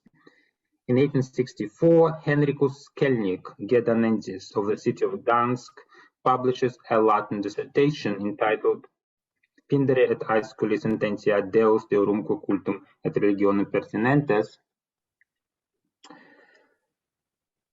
The place of publication is marked as Regimonti Prusorum, which is, of course, Kant's city Königsberg. While Skelnig's dissertation counted more than 1,000 pages, its publication was limited to a short abstract comprising only so many pages as were required by academic laws. As Skelnig explains, his means were not sufficient to publish the rest of his 1,000-page opusculum, whose manuscript most likely perished at the end of the Second World War. The section he chose for publication deals with minor divinities and personified abstractions that are not part of the Olympian pantheon. In fact, as Skelnig points out, his entire dissertation is built on the methodological foundation laid by his teacher, the Königsberg professor of classics, Karl Laird, who argued that Greek religion must be approached not as a theology or a set of teachings, but from bottom up as a set of practices and popular beliefs. In a preface to his 1856 collection of articles, writing in German, Laird clarifies that such an approach is necessary to reveal the anschauungen of the Greeks. One remarkable essay in Laird's volume is dedicated to the concept of hora, a word that in Latin means hour and in Greek a season, an identifiable semantically laden segment of time. As Laird shows, the Greeks developed an idea of time as a plurality of personified entities, each endowed with a distinct character or coloring. This notion of time is fundamentally different from the empty schema or stubborn surface on which properties appear that we employ when we think of time today. For the Greeks, time was not a dark uniformity, but a colorful multiplicity, nicht als ein dunkles Einerlei, sondern als ein farbiges Vielerlei. Furthermore, in contrast to the concept of kairos, hora made it possible to grapple with those temporal intervals that obey a certain law-like regularity, such as the seasons, but hora can be more plentiful than the familiar four seasons, since the transformation of nature through the annual cycle includes a multitude of interloping sections of time. Moreover, each phenomenon may be construed temporally as having its season, the time it comes into its own and is most representative of itself, zur höchsten Entfaltung gekommen. There is, Laird adds, a pleasant aspect in the recurrence of horai, a sense of well-ordered universe which is not of human making. It is this agreeable multiplicity that generates the divine collective of the horai, the daughters of Zeus, the supreme weather divinity, and Themis, a personification of the divine order. The horai are marked by beauty. They also stand for order. Indeed, for a Greek, the concept of beauty is often combined with the concept of order. The Greek alone, Laird says, has a word which expresses beauty and harmony perceived through the view or a representation of order, durch den Blick oder die Vorstellung der Ordnung. That concept, of course, is cosmos, and inasmuch as the Greeks, I quote, saw the universe as a cosmos, they raised themselves far, far above the Philistine teleology, in which one always succeeds in proving that whatever comes into existence at all also can exist for as long as it exists. Without once mentioning Kant, Laird is in fact engaging in the kind of historicization of the fundamental categories of human perception that we today associate, first and foremost, with Neo-Kantianism. In his Latin dissertation, Laird's student Henrik Skelnik of the city of Dansk can similarly take it for granted that his readers would understand that he is referring to the Kantian Anschauungsformen when he summarizes in Latin a section of his dissertation as follows. That's number 9 in your handout, on horai nymphs, or on deities of time and space or of nature, to use our own modern meanings, who approximately present themselves to the spirit mind of every person. In the same way as the horai represent an anschauungsform of time, for Laird, an anschauungsform that is specific to ancient Greece, the nymphs represent an anschauungsform of space. The Greek imaginary generates many personified concepts to make sense of the world, in as far as these concepts could be made objects of both religious worship and poetic elaboration, the Greek perception of the world can be deemed both simpler and more engaged, more lucid, as well as perhaps more colorful than ours. The spread and rather inventive applications of this kind of philosophical approach to antiquity have far-reaching implications for our appreciation of the history of philology. The widely shared notion that 19th century classical philologists, particularly in Germany, were engaged in arid and pedantic exercise of erudition at best, and at worst in crypto-racist affirmation of the worst ideological impulses of the time, should be called into question. Various 19th century constructions of Greek anschauung and the Welt, of which I could only sample a few examples, were pioneering attempts to undertake a thorough, philosophically grounded historicization of the ancient conceptual apparatus, anticipating some of the best work in classics in the following 2 centuries. What 19th century scholarship offers is a methodologically self-confident and holistic approach to Greek culture as a distinct way of living in and seeing the world. It also presents us with a philosophically informed way of being a philologist, an invitation to take our idea of philology beyond both positivism and naive contextualism, while retaining a commitment to empirical and historically situated work on the sources. And I hope this vision strikes Michael as a congenial one. Thank you for your attention. I hope I didn't take too much time. Well, I've now manipulated my screen so I can see the audience. This is great, including 1 or 2 other people I recognize as well as Michael. This is getting more civilized. Okay, so on to the next speaker, Dr. Sebastian Matzner, whom I'm pleased to meet even in this horrible virtual format, but better that than nothing. Again, I'm going to keep this very brief. Dr. Matzner read Greek and Latin languages and literature at 2 institutions in Germany before coming to King's for an MA in comparative literature, and in 2007, followed by a PhD in classics and comparative literature in 2012. He then had various research and lecturing appointments in Oxford and at the University of Exeter before returning to King's as a lecturer, now senior lecturer in comparative literature in September 2015. And again, what a different world this is from 50 years ago. I think, you know, comparative literature was nowhere at that time. So this is wonderful. This is part of a movement that Michael was a real pioneer in, I think. Like the previous speaker, Dr. Matzner has a wide range of interests, but I'm just going to pick out a couple of publications that are especially relevant to what he's going to talk about today, namely his 2016 book entitled Rethinking Metonymy, Literary Theory and Poetic Practice from Pindar to Jakobson, and then in 2020, a co-edited volume on metalepsis, ancient texts, new perspectives, both for OUP. His title today is What's the Meta with You? Poetic Language and Metapoetics. Thank you very much, Margaret, for the introduction. We'll get the slides up and running.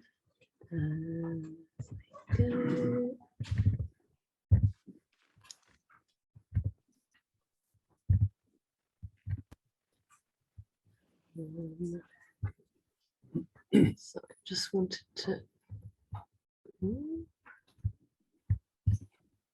just want to make it. Oh, sorry, I was just trying to. Oh, maybe that works. Yeah, that might work better actually. Sorry. Okay, thank you. Right, when my first PhD student applied for funding, I asked Michael if he would be so kind to look over the funding application, and he generously agreed and cast not only his eyes, but also his pencil over the proposal, which brought me right back to those times when I would hand him my own PhD draft materials, and they would come back with rich annotations. And so again here, the applicant proposed to, quote, examine how representations of the male poet's body in his own poetry often serve as a privileged site for metapoetic reflections that imagistically combine questions of aesthetics and questions of gender. Next to which Michael wrote, "You want to what with the what in the what?" I take it you recognize the style. Now, that thesis has since been written, submitted, and successfully defended, but Michael's comment has stayed with me. What exactly do we mean when we call something metapoetic, and posit that here is a moment in which a poem appears to reflect on itself, its own aesthetics, its status as poetry? What claims does making such a statement imply, and what evidence can and needs to be adduced to make it plausible and persuasive? How do we know that something is metapoetic? And are metapoetic moments a thing, something that is there, a textual fact that has a concrete, discernible, and describable presence? Or are we talking about interpretive possibilities and textual potentials, not so much there for the taking as there for the making? These are quite fundamental questions, but they are surprisingly rarely addressed head-on. This is all the more striking as metapoetics is by now fairly ubiquitous in classical scholarship. In the autumn 2020 volume of the Transactions of the American Philological Association, 2 out of 10 articles offered metapoetic readings. What is more, metapoetic inquiries are no longer confined just to articles, but extend to book-length studies. And Hearing, Torrance, and Koppler are just 3 examples. Some metapoetic readings have gained near universal acceptance. Think of Latin love elegy, now widely viewed through the metapoetic lens of the Scripta Puella, which reads the female beloveds as embodiments of poetry, poetics, and poetic passion. Reflective of this wider trend, Morton Braund devotes 3 chapters of her introduction to Latin literature to aspects of self-consciousness, featuring, alongside intertextuality and allegory, an entire chapter on metapoetics. And yet, this increased absorption of metapoetics into general critical practice has not fully resolved the philological unease that accompanied its first appearance on the classic scene. Granted, it is no longer dismissed as fiercely and explicitly, as it was then, as an unscholarly, anachronistic, and willfully misguided, read French, fad, but even positive reviews and publications on metapoetics themselves continue to betray a residual apprehensiveness about the assumptions, methods, and interpretive practices that generate metapoetic readings. Naturally, my paper today cannot hope to answer all of the aforementioned questions in the short time available, so I will limit myself to some tentative observations, and in particular to teasing out a paradox. I want to do this by approaching metapoetics from the perspective of poetic language. If metapoetics refers in broad terms to poetry that reflects on poetry, then what is the role of poetry's distinctive means of expression and communication in it? In other words, is there a metapoetic language that makes poetry metapoetic, just as there is, or so I hear some would argue, a poetic language that makes poetry poetic?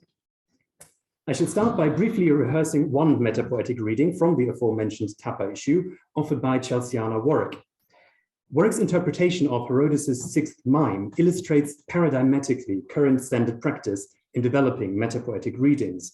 And without offering either endorsement or criticism, it will allow me to tease out how and on what basis metapoetic moments are usually discerned, discussed, and then developed into readings. I will then turn to outspoken criticisms and lingering anxieties that continue to make metapoetic readings a fraught endeavor. By revisiting some of the earlier and more fully and fulsome outright critiques of metapoetic readings, which, as far as I'm aware, have not been met with sustained acknowledgement and engagement from committed practitioners, I hope to be able to probe a little more deeply why and where scholars part company with each other in metapoetic matters, and what this suggests about how we think metapoetic moments work and how we recognize and assess them. So in what follows, I shall examine just what kind of textual features come into view here and what assumptions are brought to bear on their assessment. So, what's the meta in Herodotus' sixth mime? Metro and Corito discuss the theft of Corito's superbly crafted dildo, stolen by Gnosis, daughter of Erinna. Recalling the names of two well-known female poets broadly contemporary with Herodotus, the appearance of these proper names is the only reference point for poetry on a denotative level in this text. Yet here they refer to an otherwise undescribed mother and dildo-snatching daughter duo. The dildo's construction is repeatedly described as stitched together, using the same word, rapto, that yielded as a Greek, if not Indo-European root metaphor for poetry, the term rhapsoidos for the performer of poetry, the one who stitches together song. Metro's efforts to identify the maker of the dildo, a master cobbler with clearly valuable transferable skills, occupies the second half of the mime. When Corito eventually divulges his name, Cerdon, Metro points to two fellow citizens of this name, but swiftly rules them out. The one is now too old to have such skill. The other, ut an plektron es lyren rapsai, couldn't stitch a plectrum to a lyre. Why would anyone stitch to a lyre the hard pick used to pluck its strings, I hear you ask? Well, in addition to continuing the use of stitching terminology, this odd expression also continues an ongoing wordplay with dildo terminology. When first mentioned, Metro's now lost dildo is not referred to by the generic term for this, an olispos, but is called ton kokinon baubona, the red pacifier. Plektron can likewise be used as a euphemism for dildo, while conversely, olispos, literally the slider, is sometimes used in the context of playing musical instruments, which leaves it unclear what literal domain of play for this latter term is the appropriate one. And just this kind of double entendre is evoked in the expression of the wrong Cerdon's incompetence or impotence. Metro then describes the actual Cerdon, among other things, as houtos ug oid kiou erythreon herkei, the one who came, I don't know, either from Chios or Erythrae, a description eminently evocative of Homer, who is likewise strongly associated with Chios, yet of notoriously disputed origin. The name Cerdon, meanwhile, resonates with Homer's description of Odysseus and his family members as knowing many cunning arts, Kerder. Herodotus, as any Greek poet, including the female poets, Gnosis and Erinna, cannot but engage with Homeric poetry. And Warwick's metapoetic reading of the dildo theft frames it as just such an engagement. The dildo, Warwick writes, is the artistic product of a man, Cerdon, whose skill the women of the mime admire but cannot imitate. By linking the dildo with poetic craft, Herodotus suggests that well-made poetry is something that women enjoy, but which only man can properly produce. In this respect, it contrasts with Irenaeus, the actual Irenaeus' distaff poem, which likewise picked up via the phallus-shaped object from a female sphere, the distaff, textile imagery of stitching and weaving to portray a feminine poetic voice, but here positively so, and forged by female labor. Reading Mime 6 in the light of Hellenistic literature's increased interest in feminine perspectives, of the interest in aesthetic evaluation evident in Herodotus' wider work, and of male anxieties around changing notions of Greek masculinity in this period, Warwick interprets Herodotus' dildo as a metapoetic riposte to Irenaeus' distaff, or at least to its claims to female poetic originality. Quote, just as a woman's use of the dildo involves pleasure without procreation, Herodotus mocks the female attempt to write poetry as similarly masturbatory, a self-indulgent act undertaken for personal gratification that is incapable of producing anything original. Warwick's interpretation here displays all the critical moves that are typically made when developing a metapoetic reading. The scene is set first by pointing to the wider cultural historical context and its preoccupations, masculinity in crisis, feminine writing, and aesthetics on the rise in the Hellenistic period, thereby establishing that the metapoetically negotiated issue has topical quality. The subtle means of metapoetics are then correlated with a literary aesthetic context attuned to them. Here, the intellectual culture and highly elusive aesthetics of Hellenistic poetry. The author is shown to thematize in their wider work aesthetic and poetological concerns, often in a combative and competitive manner. Here, Herodotus' aesthetic criticism elsewhere in his poetry. Against such a plausibility-generating backdrop, the text is then parsed for expressions that reference, in varying degrees of explicitness and ambiguity, poetic matters. On the relatively more explicit and unambiguous end of the spectrum, this includes denotative and connotative language, such as the name-dropping of poets or characters with poets as their namesakes. But it can also include artworks or instruments, such as the lyre here, critical terms or representations of acts of reading and writing. Another important category, just a little further down the scale of explicitness and ambiguity, are poetological metaphors that are firmly established as poetic idiom for talking about poetry. Here, the rhapsodic stitching. Metapoetic readings in classics often hinge on such well-established poetological metaphors, which then function, as here, as organizing metaphors for the entire metapoetic reading at large. Less explicit and more ambiguous, puns and double entendres are then spotted and activated so that they shuttle between referencing poetic and non-poetic matters, as the plectrum here oscillates between being an instrument for lyric and non-lyric pleasuring activity. Towards the implicit and highly elusive and ambiguous end of the scale, association, allusion, and wordplay are then brought to bear. Here, chios as evocative of Homer by way of metonymic association, or the elusive verbal resonance of Cerdon with Homeric Cerdea. This type of metapoetic reading thus takes its cue from one or several relatively more manifestly poetological or poetologically charged expressions.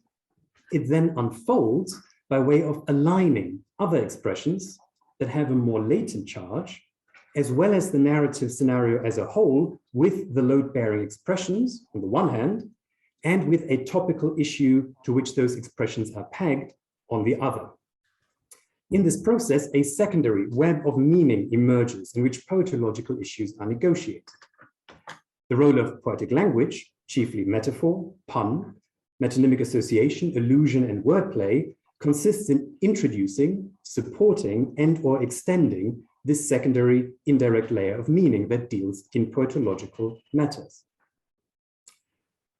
If Warwick's interpretation of Herodotus' dildo-shaped metapoetic criticism as characterizing female-authored poetic composition as, quote, a self-indulgent act undertaken for personal gratification that is incapable of producing anything original, then ironically, this also captures pretty well how early critics of metapoetic readings view this entire enterprise. Zanker contrasts Alexandrian learned allusion with what he sees as free association and subjectivism of modern criticism, which, quote, leaves the text behind. Schmidt speaks of symbolist interpretation, which is insensitive toward the text on its own terms and fundamentally, intellectually lazy. His Jeremiad is so beautiful that it's worth reading in full.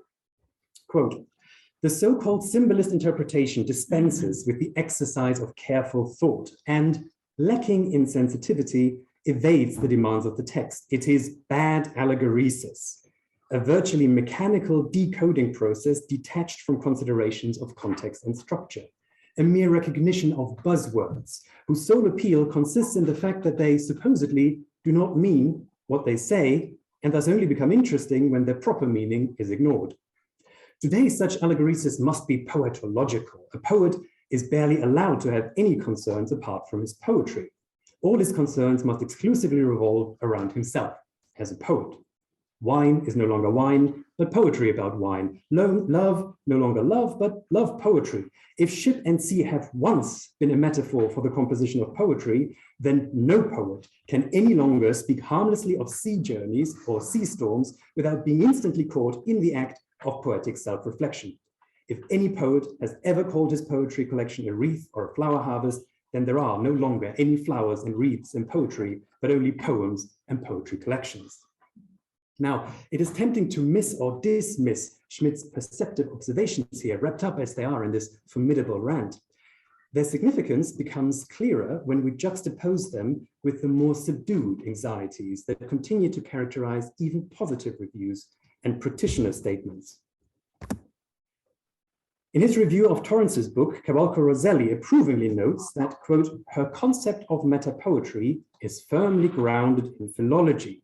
There is much close and detailed textual analysis that supports her arguments.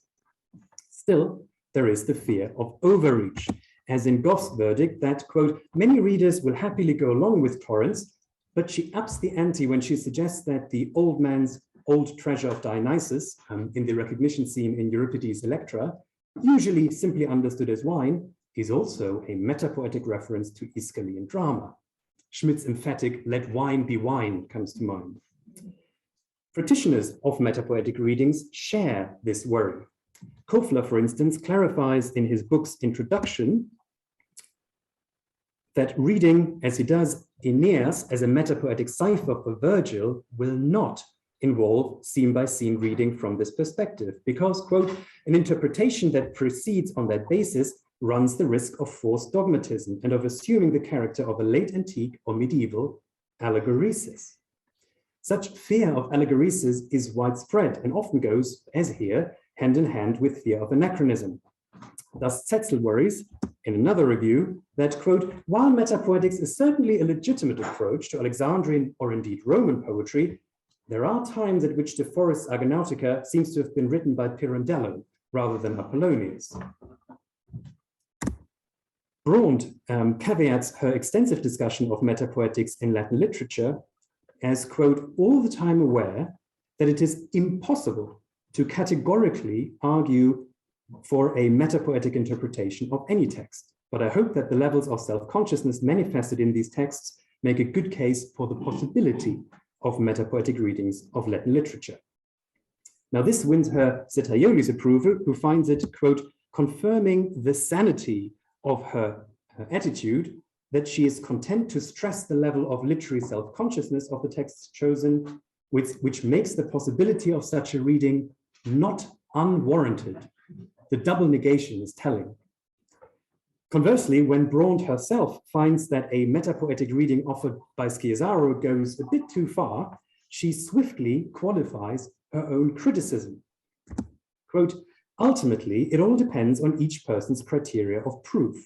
And in the activity of literary criticism, it is undoubtedly a good thing that we are constantly questioning our criteria of proof. Fair enough. But what are the criteria of proof here? And are there any? For Asper, to whom we owe, along with Schmidt, the most consistent and thoroughgoing critique and really rejection of metapoetic readings to date, the answer is simple: no. He argues, quote, "It is in the nature of these interpretations that their correctness, or at least their possibility, can neither be proven nor falsified with conventional philological means, that is, by way of adducing parallels." How does Asper arrive at this conclusion, and is it justified? Asper distinguishes between poetological metaphors, that is, metaphors in poetry, whose tenor belongs itself to the sphere of poetry, and which are used by poets to comment on themselves, their colleagues, the creative process, or their poetic products.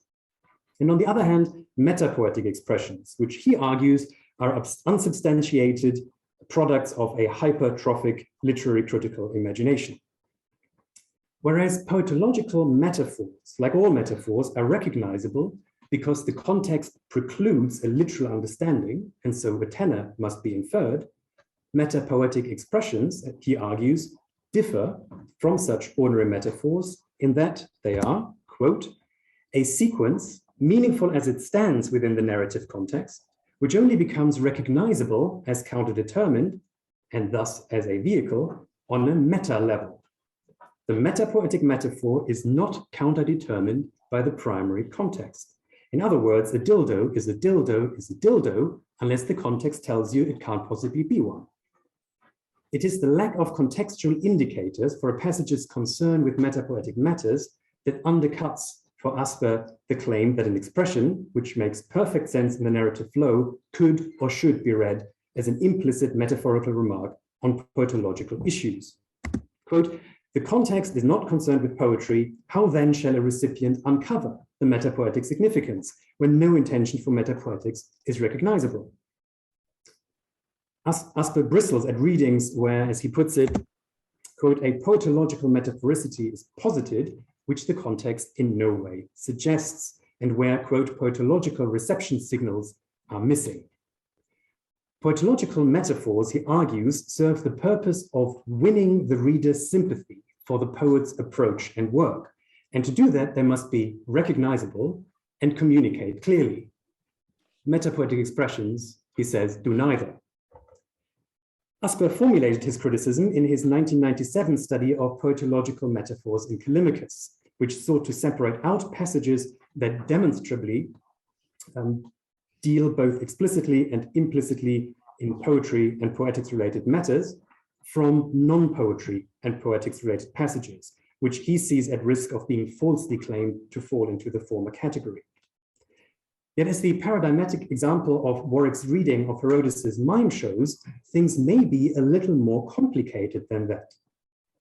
What are for Asper metapoetic expressions created by willful imposition, others might call conditional metaphors. That is, metaphors that may, but need not be read metaphorically to make sense of a sequence. Herodotus' stitched and snatched dildo is a case in point. The poetological metaphor may not be inescapably there, but it is recognizable on a given interpretation. Now, Asper is of course right that something must give rise to that interpretation. There is a need for what we might call a metapoetic anchor. Here, the names of poets and the presence of strongly poetologically charged rhapsodic stitching terminology.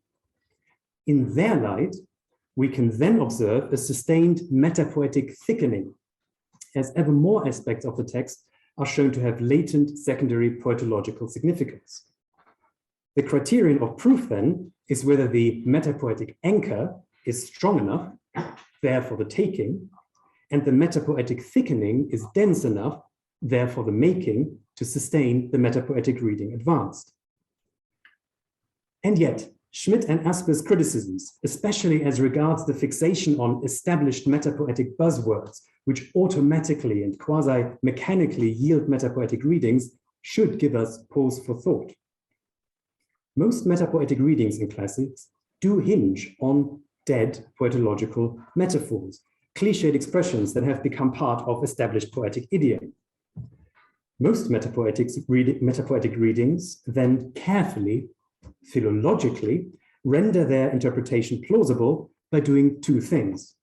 A, they adduce parallels from elsewhere in classical literature for comparable poetological usage and significance of all the elements involved in the passage's metapoetic thickening.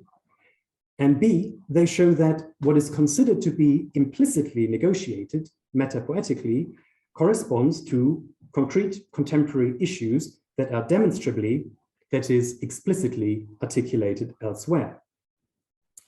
And now we have the paradox that I mentioned at the beginning before us.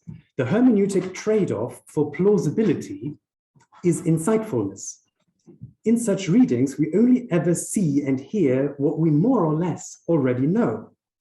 The philologically sound method that scholars employ to preempt other scholars casting aspersions on their metapoetic readings effectively prevents metapoetic readings from ever revealing any surprising, new, unexpected, unparalleled reflections on poetry in poetry. Conventional philological methods entail here the hermeneutics of confirmation bias.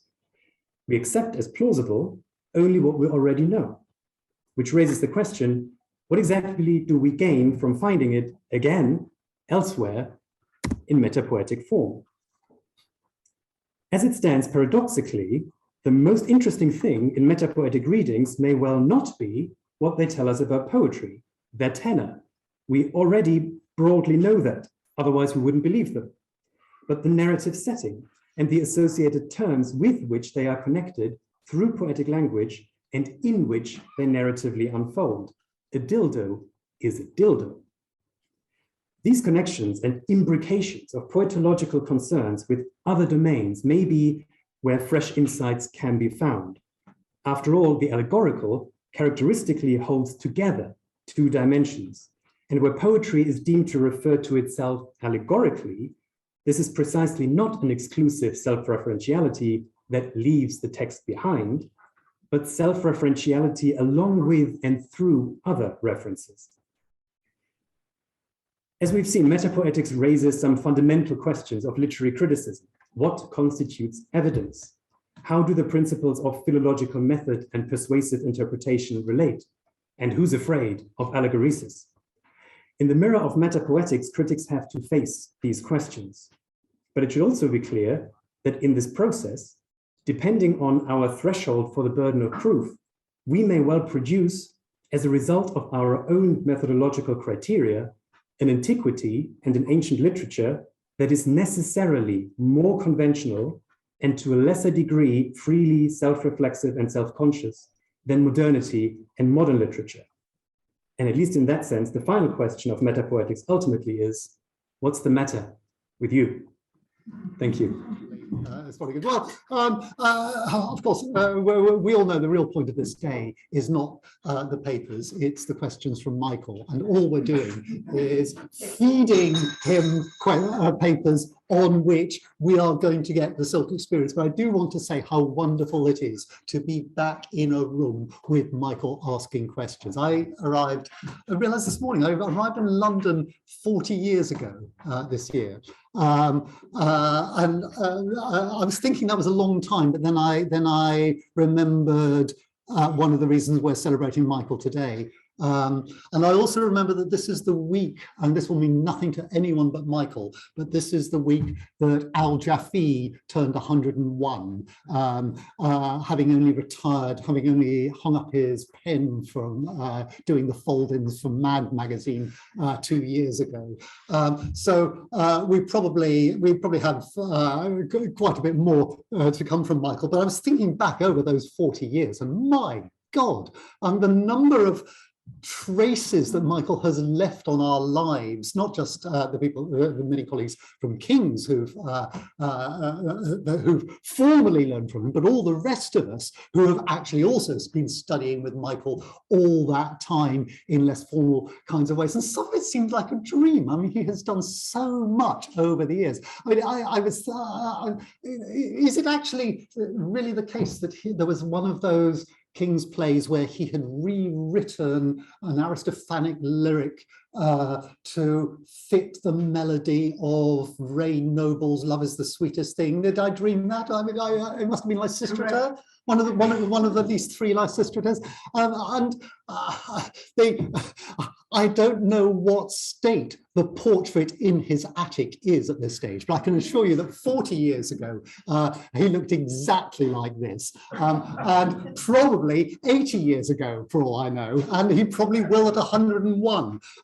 But we're here in 2022, and it is absolutely wonderful to hear Michael's voice asking those questions again, and I hope we're going to get some more of them. First up is someone it's thrilling to have in the program, David Hopkins, who of course has done so much for I said I wasn't going to introduce anyone, but I'll finish the sentence, who has done so much for the reception of classical literature in English poetry, and is going to be talking to us about Pope, and I am absolutely here for this. David. Thank you very much. Yes, my title is Heroism at Troy and Hampton Court. The composition of The Rape of the Lock, Pope's heroic comical poem written to calm the furore that had resulted from the cutting off of the lock of the society belle Arabella Fermor's hair by Lord Peter, went through several stages before reaching the form in which it is mostly read today. The Rape of the Lock had originally appeared in 1712 in a short two-canto version published in a poetical miscellany. It was then considerably expanded in the standalone version published in 1714, which included for the first time the sylphs, the supernatural beings whose job it is to protect the honour of society belles, not by imposing moral rules, but by ensuring that the girls enjoy a succession of male admirers without committing themselves to any one. The card game of Omber, played by the young people when they reach their destination, Hampton Court, and the Cave of Spleen, the abode of those who have succumbed to the power of the sylphs' adversaries, the gnomes. But it was not until his collected works, published in 1717, that Pope added Clarissa's speech, putting the final touch to the poem as we read it today. Near the end of the poem, in its final form, Clarissa, a friend of the heroine Belinda, the fictionalized version of Arabella Fermor, makes a speech which is intended to end the impasse which the young people have found themselves. In 1751, 7 years after Pope's death, the poet's friend William Warburton brought out a new edition of Pope's works in which he appended a note to Clarissa's speech. This describes Clarissa as a new character introduced in the subsequent editions to open more clearly the moral of the poem in a parody of the speech of Sarpedon to Glaucus in Homer.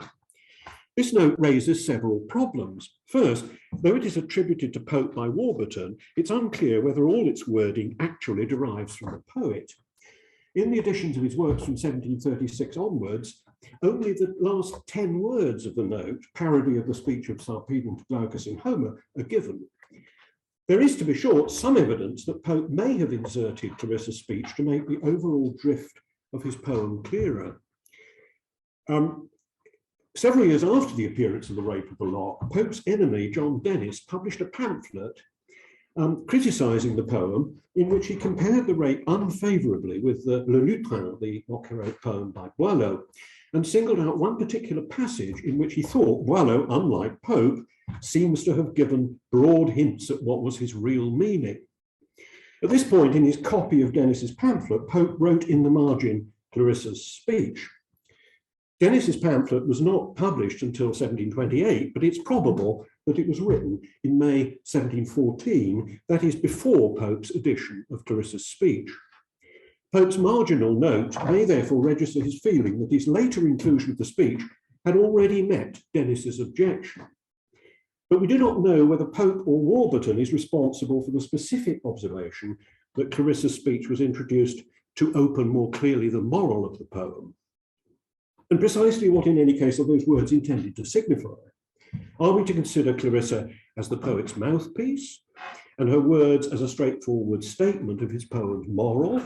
Or is it from a larger appreciation of the dramatic situation in which Clarissa speaks, together with a consideration of her words in relation to their clearly signaled Homeric source, that we are to derive such moral enlightenment as the poem might be thought to contain. The second problem with Warburton's note is that Clarissa is, of course, not a new character in the poem at all. It is she who, in all three versions of Pope's text, hands the Baron the scissors with which he cuts off the lock of Belinda's hair, the central event of the poem. Has Pope or Warburton forgotten that fact, or are we to understand that by new character, Pope or Warburton, simply means a character who has hitherto had no speaking role in the poem? The third problem with the note concerns the relation of Clarissa's words to their Homeric original. Is this satisfactorily described by the term parody, at least as that term is customarily understood today? The speech of Sarpedon to Glaucus, as many of you will know, occurs in Book 12 of the Iliad. It comes at a crucial moment in the Trojan War. Sarpedon, prince of the Lycians, allies of the Trojans, turns to his companion Glaucus, exhorting him to join him in leading an attack on the Greeks, who have retreated behind their fortifications on the Trojan plain.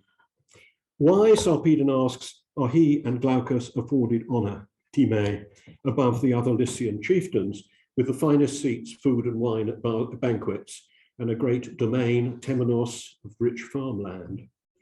If they,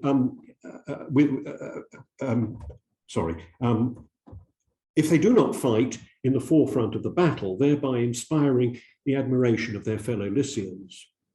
If they could live forever, Sarpedon says, he would neither himself enter the battle where men win kudos, the God-given charm that secures victory, nor would he exhort Glaucus to do likewise. But since the demons of death are standing all around them in their thousands, they should both go forward into battle, whether this results in their granting some other warrior his victory wish, his euchos, or his granting them theirs.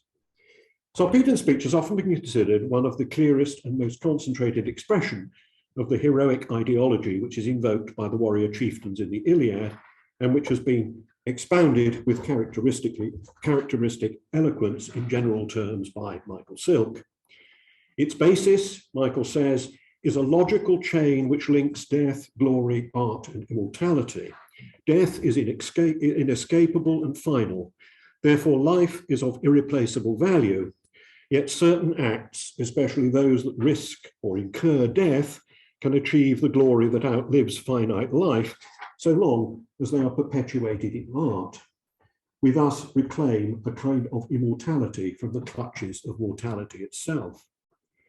Kleos, Michael Silk explains, is the Homeric term for the glory which the hero may win beyond his lifetime in return for special achievement.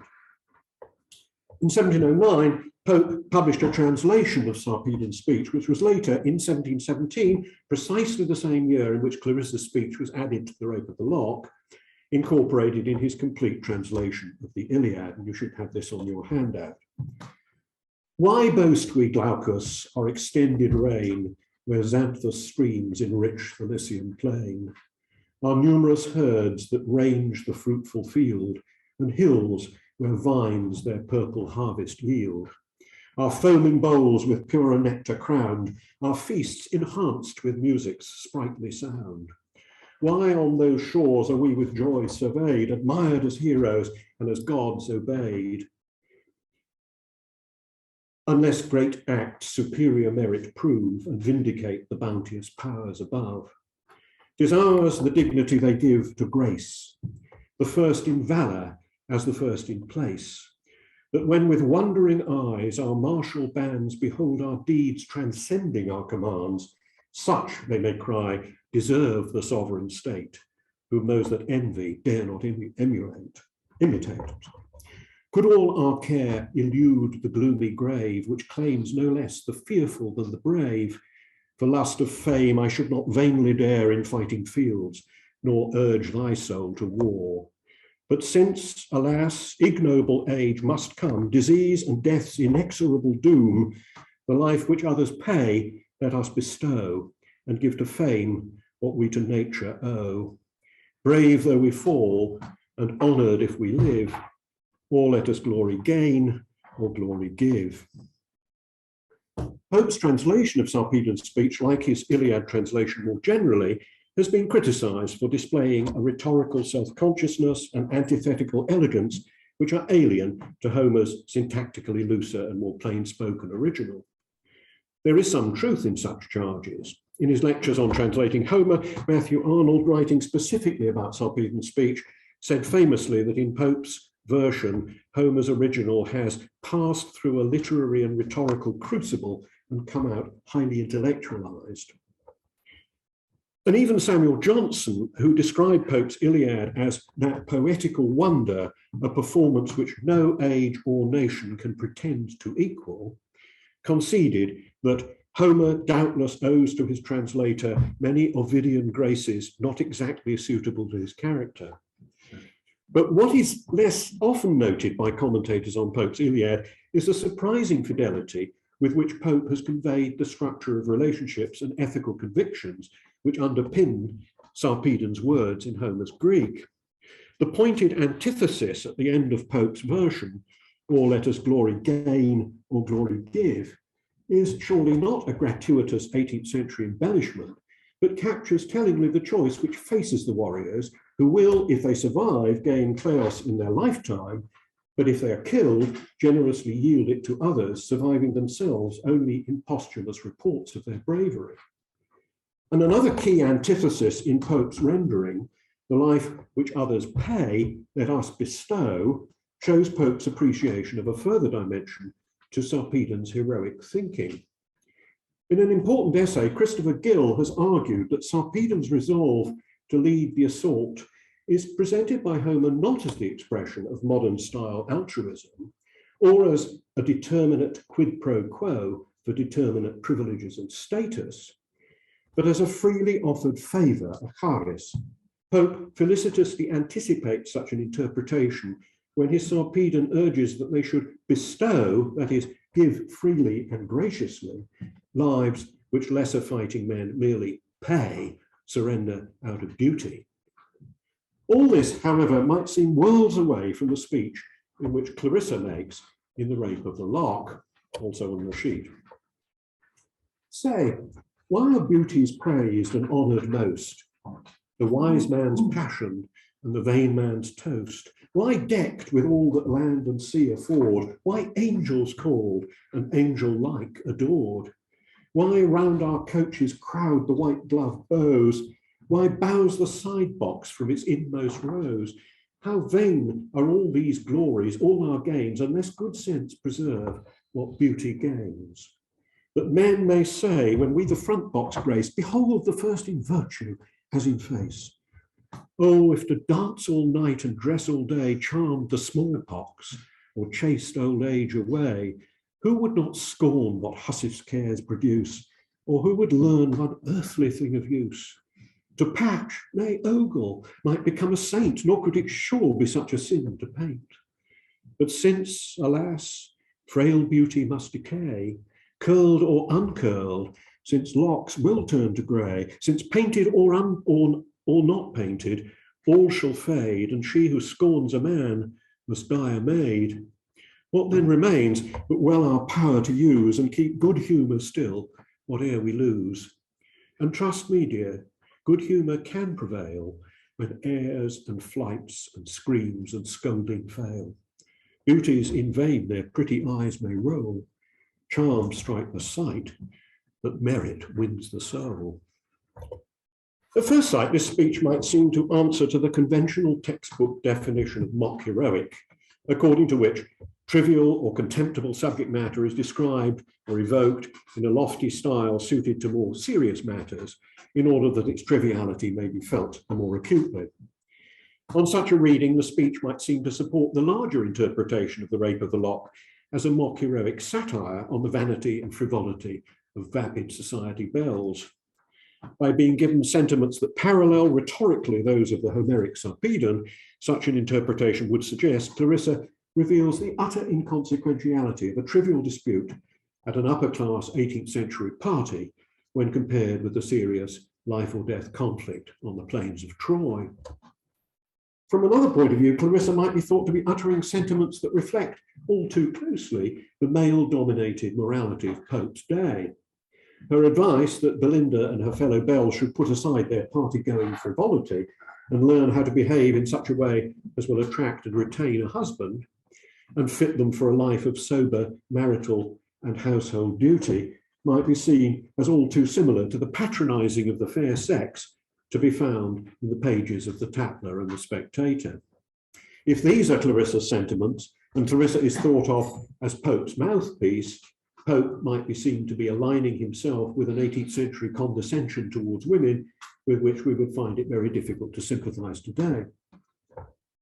But both these interpretations, I think, radically oversimplify what Pope has given us in the speech. First of all, it's important to note that Clarissa speaks not as an external commentator on the beau monde depicted in the poem, but as a proud participant in its activities and delights.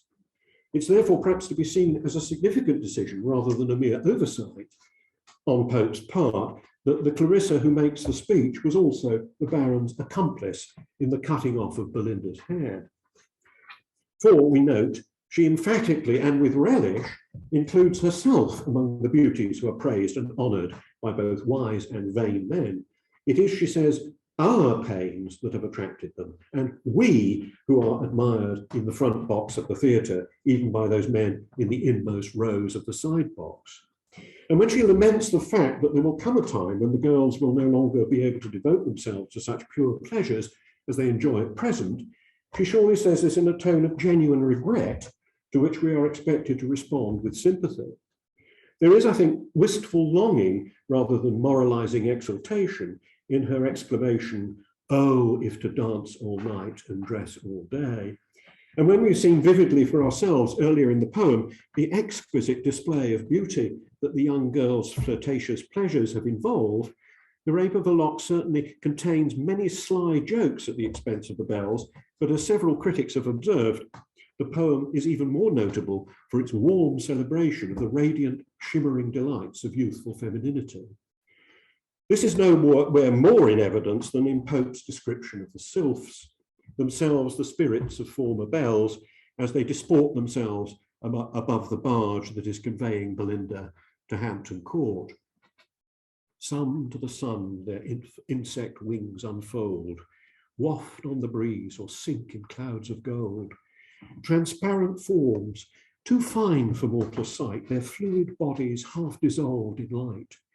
Loose to the wind, their airy garments flew, thin, glittering textures of the filmy dew, dipped in the richest tincture of the skies, where light disports in ever-mingling dyes, while every beam new transient colours flings, colours that change whene'er they wave their wings.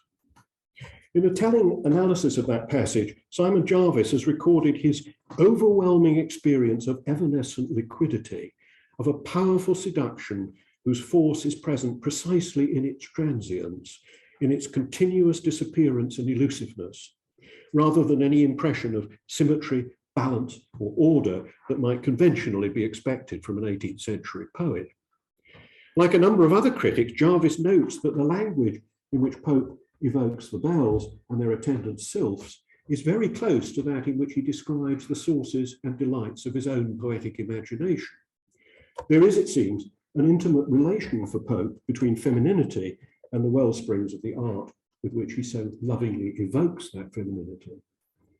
In the line which follows Clarissa's wistful exclamation, we are brought face to face with the sharp reality of the world in which the bells have to live. Oh, if to dance all night and dress all day charmed the smallpox or chased old age away. The girls depicted in The Rape of the Lock, the second line of that couplet reminds us, are in a difficult and potentially dangerous situation. Denied any possibility of education or a career, their only prospects for their future life are marriage, prolonged dependency on their parents, straitened spincerdom, or retreat into a convent. Obtaining a husband, if that is attempted, is a hazardous business. Any slur on one's honour, any suspicion that one is no better than one ought to be, will ruin one's marital prospects.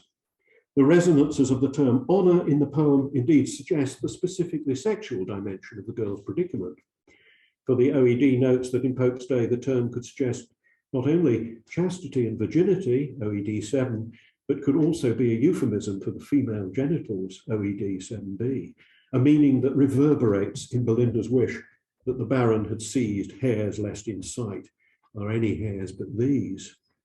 The major medical hazard of the age compounds the danger, since the disfiguring effects of smallpox could potentially render a woman unmarriageable.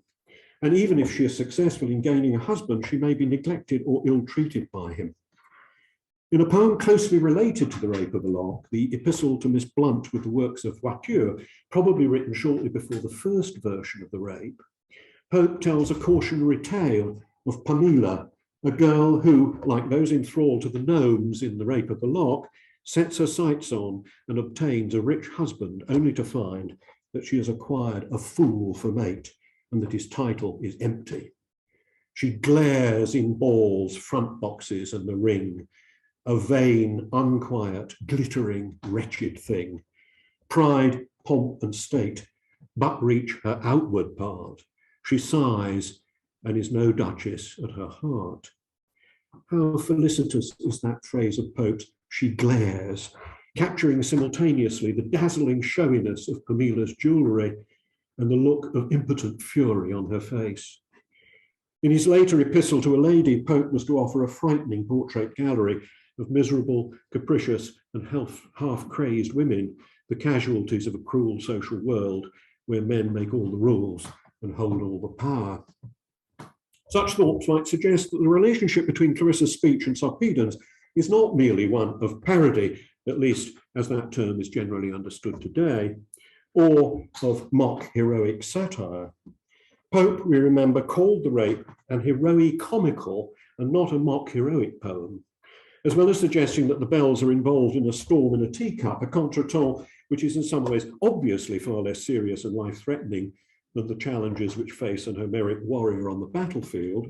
Pope's subtle poetic logic works simultaneously and with equal power in the opposite direction to suggest that in their own way, the bells face danger and dilemmas which will affect their lives as seriously as any Homeric call to arms. The Homeric warriors, Sarpedon says, have been granted rare privileges by the gods. They possess the best land and enjoy the best wine, the finest feasts, and the admiration of the people. They would love to continue to enjoy their privileges freely and forever. Pope's translation reinforces the point by giving Sarpedon a significant alas of heartfelt regret, but since alas, ignoble age must come, and by subtly enhancing the fondness with which he remembers the purple harvests, numerous herds, foaming bowls, and purer nectar, which he and Glaucus enjoyed in peacetime, and the sprightly music which enhanced their former feasts, all Pope's additions to the literal meaning of the Greek. But time is passing, and since in their world there is no promise of immortality in an afterlife, they must show their heroism by acting bravely while they can, so that they might gain kleos, if only by being celebrated in poetry, that they will not live to hear or read. The bell's dilemma, as epitomized in Clarissa's speech, mirrors as much as parodies that of the Homeric chieftain. The bells, like the warriors, have been afforded rich gifts by the gods. In their case, extraordinary beauty and the power to enchant men. They've also been granted for a short while a privileged position which allows them to devote themselves wholly to a giddy circle of flirtation and party-going. But for them too, the clock is ticking, and their honour is a frail and precarious commodity. They too will have to make an heroic sacrifice, in their case not to risk death in battle, but to cultivate those precious inner qualities, Clarissa calls them good sense and good humour, which will allow them, as their physical beauty decays, to maintain a serenity and composure that will enable them to retain the affection of the men which was initially won by that physical beauty. If they are successful, they may be able to survive the battle of life with equanimity, even happiness, and they may be celebrated in poetry which will live on after their death, the poetry of Alexander Pope, which we are now reading.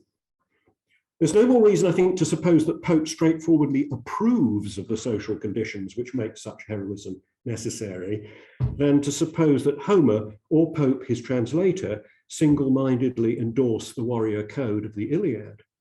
The heroic code, as Michael Silk makes clear, is indeed only one of several perspectives on warfare offered by Homer. His findings are supported by these comments from Oliver Taplin's book, Homeric Soundings.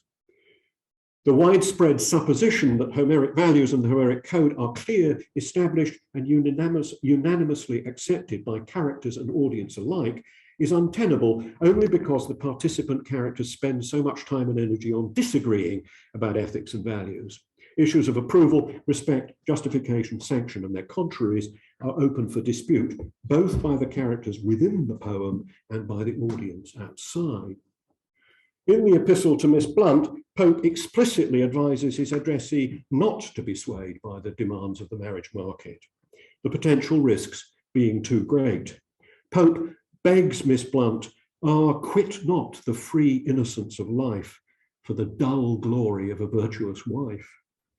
But if she is designed to marry, Pope says, she must cultivate good humour, which, like that recommended by Clarissa, will form a sounder basis for her future happiness than her youthful good looks. Love raised on beauty will like that decay. Our hearts may bear its slender chain a day, as flowery bands in wantonness are worn, a morning's pleasure and at evening torn. This binds in ties more easy, yet more strong, the willing heart, and only holds it long. In The Rape of the Lock, I've suggested, Pope evokes with memorable power and sympathy the constraints which the social codes of his time impose on women. That will, of course, not satisfy some commentators.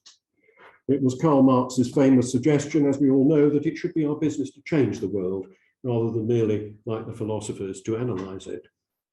Some critics have applied Marx's dictum to the literary sphere and have argued that it is not sufficient for a poet to anatomize the torments imposed by his society.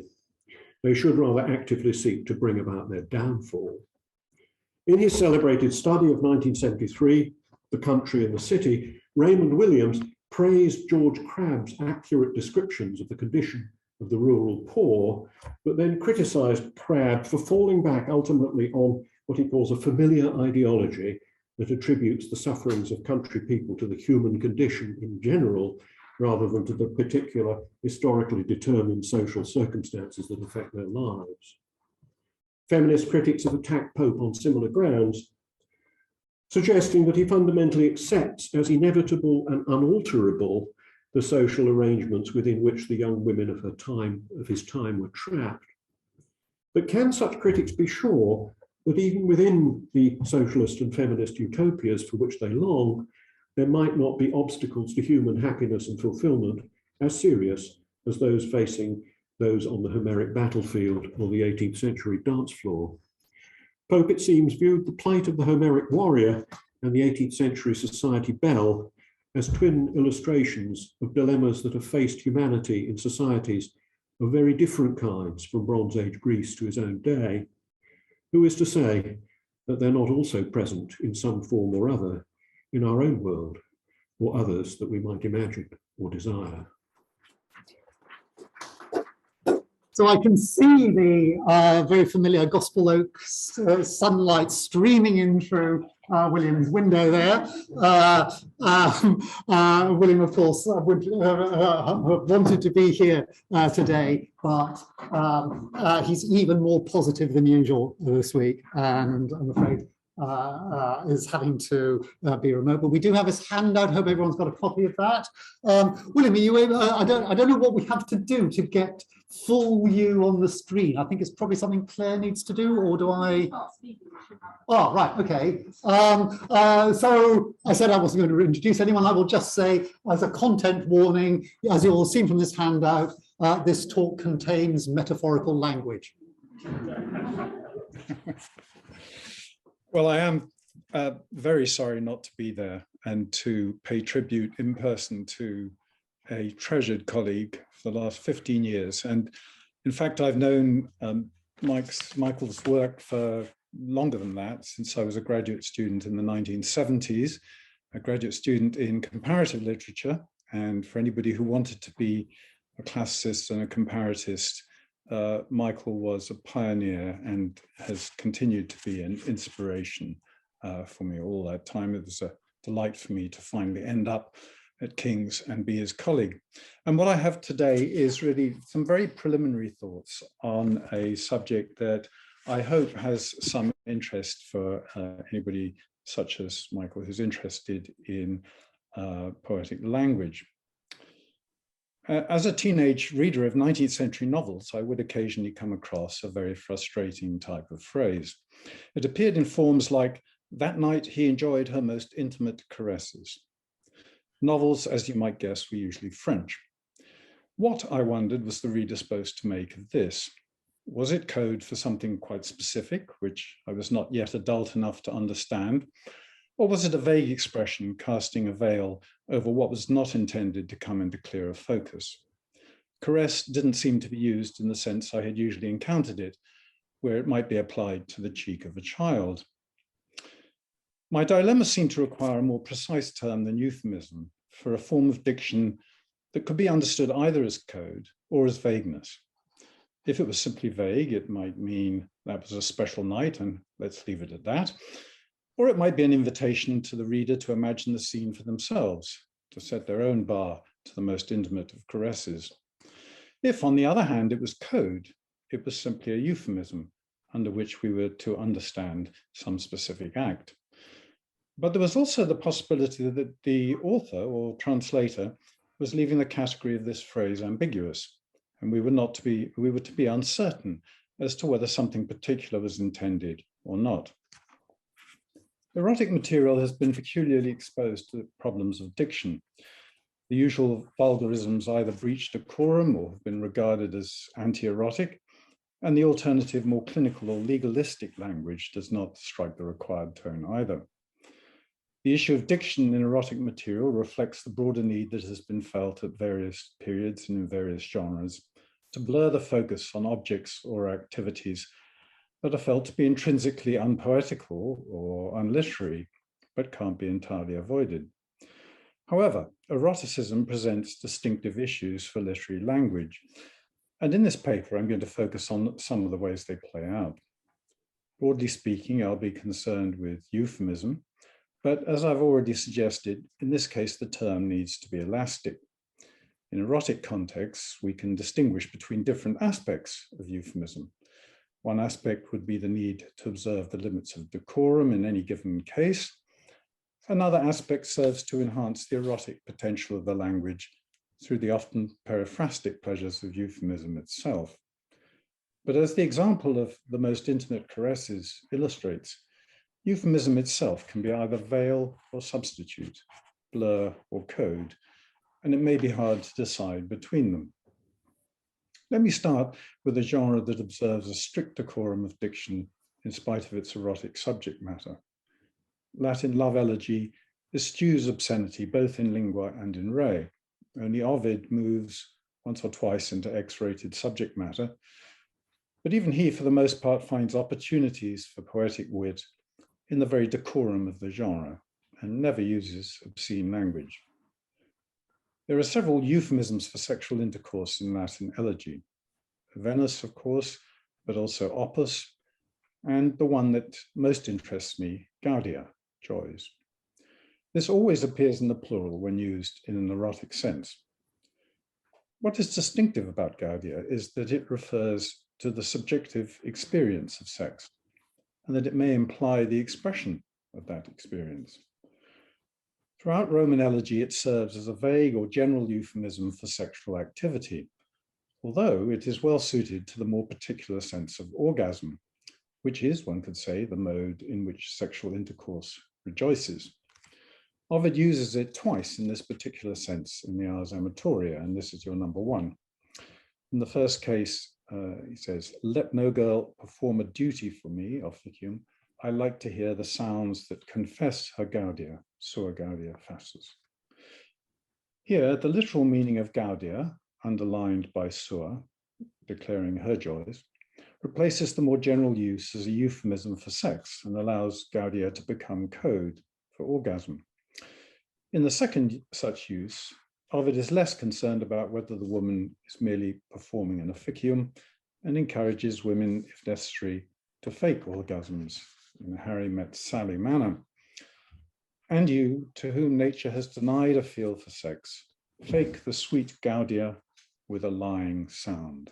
Tu quoque qui veneris sensum natura negavit, dulcia menda qui gaudia finge sona. Tibullus 2:111 also seems to give Gaudia this sense when he warns those who have been polluted by having sex the night before to stay away.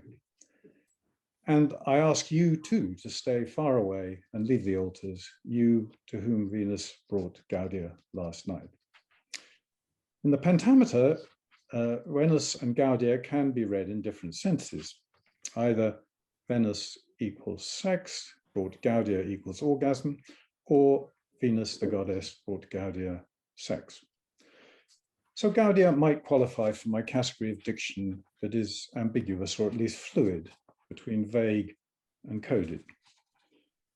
The Anacreontia is, and indeed created, a genre even more decorous than Latin elegiac, in spite of its erotic content. There is, however, one interesting possible exception to its decorum. In Anacreontia 17, the poet gives instructions to a painter as to how to paint his beloved Bathyllus. It consists of a blason of the beloved's body, which finally reaches the penis, decorously identified by the word Ido, and this is number 2. This is described as affalé, simple, and then in the next line as, quote, already desiring the Paphian, that is, Aphrodite. Is the painter being told to paint Bathyllus with an erection? In a recent book, Satish Padiyar considers 18th and 19th century French translators of the poem who avoided what he sees as the explicit eroticism of this image and airbrushed out the erection. But what does the line actually say? Is the poet describing what he wants the painting to visually represent, namely an erection, or is he telling us more generally that Bathyllus is, say, of an age for sex? The previous line, after all, has described the tender thighs, quote, with a fire raging in them, which the artist is clearly not expected to render visually. And yet the poem is an ekphrasis, and it is certainly possible to represent a penis with an erection, as it is not to represent that fire raging in the fires, in the thighs. Again, we have a periphrastic euphemism. The Paphian is a metonym for Aphrodite, and it is she whom Bathyllus wants, not she whom Bathyllus wants, but what she stands for. And again, the phrase allows for 2 different kinds of understanding, one more specific than the other. The reader's dilemma is whether or not this is the exception that proves the rule of anacreontic sexual decorum. In his discussion of the treatment of erotic language in 18th and 19th century French poetry, Padillard cites an interesting text from François Charpentier's Excellence de la langue françoise, and this is number 3. And if we want to get clear about some amorous passion, it is not necessary to do so with these vile expressions that Catullus and Martial so often employed. It ought to be done in such a way that it is cloaked with a fine phrase, so that one could still imagine that something quite different was meant. Charpentier recommends deniability on the part of both reader and writer. Is Anacreontia 17 then giving us a periphrasis which avoids some vile expression by allowing us to imagine that something else is meant? Or is something else in fact meant? And Louis Giraudet translation in 1825, for instance, something of a paraphrase, has, quote, everything indicates that happy age of the first impression of love, which either occludes the member or is the meaning of the original. A more reflective approach to the disputed passage is taken by de la Chabossière in 1803, and this is number 4, who takes the opportunity to recommend the veiling of erotic content after supplying a euphemism of his own. Do you dare to make this voluptuous flower blossom, ready to grow, even more beautiful at beauty's signaling? No. Beware of burning the canvas by exposing it to the light of day. Throw, if you please, a veil over love's quiver. Here we have the interesting situation where the dangerous reality that must be veiled, Bathyllus' erection, is expressed by a euphemistic metaphor, the blossoming of a flower. a question of what the painter might or might not dare to represent, is expressed by a euphemism which itself draws back from daring. In the last two lines, painting functions as a figure for poetry, when the literal veil thrown over the boy's penis in the painting becomes a figure for the poet's euphemistic substitution of the phrase quiver of Cupid. The linguistic veil is transparent, but there the analogy ends because the reader does not see what lies beneath it. So turn now to another disputed passage, this one concerning one of the most disputed of the many disputed words in Catullus. It comes at the end of a breathlessly communicative short poem, which emphatically wants us to know that it has something to tell us, something outrageous. And this is number 5. Paulius, our Lesbia, that Lesbia, Lesbia herself, whom alone Catullus loved more than himself and all his own, now at crossroads and in alleyways peals the descendants of lofty Remus. The weight of the poem bears down on the word lubit, appears at the beginning of the last line. The repetitions of the name Lesbia, the insistence on Catullus's monogamous and complete love, prepare us for a contrast which is ushered in by the reference to low places, quadriviis et angiportis. But what exactly is Lesbia doing in these alleyways? The poetry of this poem is in the foregrounding and exciting of the voyeuristic curiosity of the reader, which won't be fobbed off with euphemism. Clearly, the last line features a strong contrast of diction. The sarcastic and periphrastic epicism, magnanimi remi napotes, sets off the blunt lubit. Unfortunately, we do not know in what sense to apply the literal meaning of lubit, which is peels. There's no parallel erotic usage. We do not know if lubit is slang for a specific sexual act, a vague euphemism, or a usage coined by Catullus. It is certainly possible that a contemporary of Catullus would be in the know, and that it was a concurrent term whose status and meaning would not be in doubt. We, however, are not in the know and can only be guided by the way in which this word is featured by the poem. We must decide what would be a satisfactory resolution, or indeed frustration, of the poem's insistent communicativeness. It is possible that the usage always was what it has become, a vague obscenity. But can there be such a thing? Can it be, in other words, that Catullus is saying, I can't believe she's doing that, and leave us with a word that is nothing more than the quintessence of thatness? I suggest that this poem, read as we must read it now, proves that there can. Erotic euphemism, as we've seen, may function as vagueness or code, but it is in the nature of erotic subject matter that unveiling, freedom of access to what is normally hidden or untouchable, is often part of the fantasy. When it comes to erotic poetry, the imagining of free, unimpeded access may produce a conflict between what is being said and the mode of its saying. And perhaps this corresponds to the different pleasures of doing and reading. Take these lines from Thomas Carew's poem, A Rapture of 1640, and this is an extract, number 6. There shall the queens of love and innocence, beauty and nature, banish all offence from our close ivy twines. There I'll behold thy bared snow and thy unbraided gold. There my enfranchised hand on every side shall o'er thy naked, polished ivory slide. No curtain there, though of transparent lawn, shall be before thy virgin treasure drawn. But the rich mine to the inquiring eye exposed shall ready still for mintage lie, and we will coin young cupids. The effect of this passage derives from the tension between the fantasy of freely roving, unimpeded eyes and hands, emphatically his, and the poetic euphemisms through which the fantasy is both conjured up and veiled. A curtain most definitely has been drawn, a curtain which we might appropriately describe with Carew as being of transparent lawn. In this case, we do know what Carew is talking about, and it's clear that he intends us to know. But reading the passage involves a bifurcation between erotic fantasy and erotic language. Free, unimpeded access may be what the lovers want to practice, but it is not necessarily what they or we want from reading an erotic poem.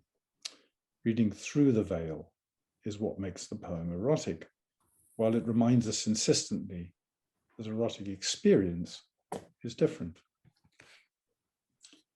Let me now move forward a couple of hundred years to 1847 and another well-known English poem that flirts with and circumvents what one might call the fully frontal aspect of erotic experience and the fantasy of exposure. The poem is Tennyson's much anthologized lyric, "Now sleeps the crimson petal." In these lines, Tennyson skirts the pornographic, both inviting and avoiding it, via a classical allusion and an astronomization of bodies. This is an extract. "Now lies the earth all Danae to the stars, and all thy heart lies open unto me. Now slides the silent meteor on, and leaves a shining furrow as thy thoughts in me."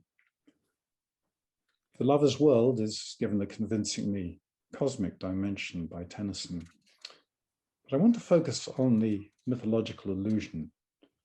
The reference to Danae, of course, alludes to a sexual encounter, but it is applied to the relation between the earth and the stars, which is then juxtaposed to the relation between the speaker and the beloved's heart lying open to him. Implied connections and translations are clear, but I think it is the word all in the phrase all Danae that does the work of rendering the image that flashes before our imagination into something fully frontal. The earth is all Danae in that it is totally exposed to the stars, and Danae is reduced or magnified into one state, sexual openness. All is repeated in the next line as though to link something like Carew's fantasy of total accessibility to the cosmic wall in which Tennyson sets his love scene. But the tools have different grammatical functions, one adverbial, all Danae, and the other adjectival, all thy heart. My point here is that in the phrase all Danae to the stars, sexual exposure is enhanced by euphemism. That would be one way of seeing it, but here's another from Christopher Ricks, and this is number 8. It says, "To lie all Danae to the stars is to give Danae the force of an adjective. Some such epithet as wide open. Open at once surfaces in the next line as if from the poem's dreaming subconscious, and heart becomes, well, not euphemism, but not all that the lover yearns for. It was not Danae's heart that was open to Jupiter." And to put it like that is to encourage the snigger which Tennyson totally excluded. By presenting the golden shower at starlight emanating not from lecherous Jupiter, but from chaste stars, Tennyson succeeds in the hardest task of all, distinguishing love from lust in erotic poetry. But we might ask whether Tennyson succeeds in making that distinction or simply layers one on top of the other. Let me end by introducing a new concept, that of the facetious euphemism, which I will apply to the phenomenon of backward influence. Double entendre may occur as a totally unintended result of historical accident. Think of the countless passages, including the word gay, which it is impossible now to read as originally intended. But in some cases, history is not entirely accidental. My example comes from Pope's translation of the Iliad, whose diction has sometimes been derided for its exaggerated sense of decorum.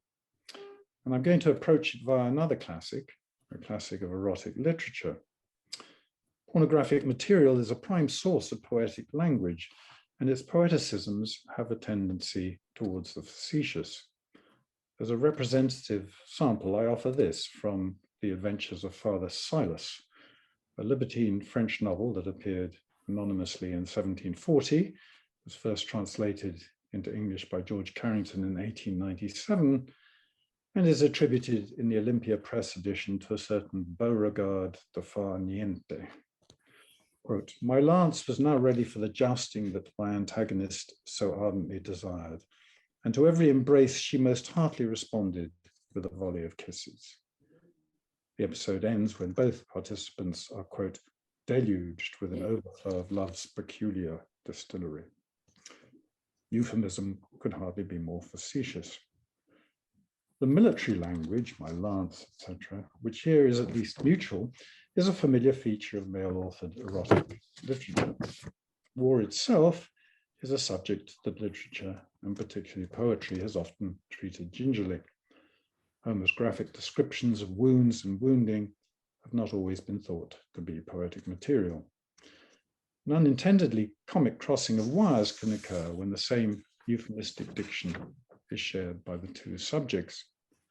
Can anyone who has read The Adventures of Father Silas or anything of that ilk suppress a smile when reading the following couplet from Pope's translation of the Iliad? "Thy fate was next, O Festus, doomed to feel the great Dominus's pretended steel." What is now amusing about Pope's couplet is that its elevated, not getting your hands dirty diction wanders into the territory of the facetiously elevated diction of the semi-pornographic. If we read the former through the conventions of the latter, Pope's steel through Beauregard's lance, the two spheres in sex come together on the arch Latinism pretended. Clearly, something is being not said by Pope, which invites us to think of other kinds of not saying. It's unfortunate for Pope's couplet that the OED under pretend includes the senses to stick out, protrude, extend in length, alongside to hold out in front of one. Incidentally, that same word is used by Dryden in his translation of the Aeneid. So while some kinds of unintentional double entendre are simply the result of chance or the contingencies of language, others, like this one, are waiting to happen. And perhaps it is a revealing moment of overlap. And certainly some have suggested that a fantasy of the mutual feeling of pretended steel is the deep motivation between arm-to-arm combat between men. To conclude, let me try to offer a takeaway from my tray of canapes and to generalize the relevance of my examples to our theme of poetic language. In a nutshell, the examples I have discussed linger on that very poetic place between saying and not saying. Poetic language is particularly concerned with what can't be said in several senses. Its readers treat a thin line between wanting to decode what is being said and wanting to keep it veiled. In short, poetry doesn't say what it means or doesn't say what it means. And that is what makes erotic material fruitful to think about in connection with poetic diction. Thanks. And finally, ladies and gentlemen, Professor Edith Hall. Thank you. One beloved former colleague, many beloved former colleagues in many different institutions.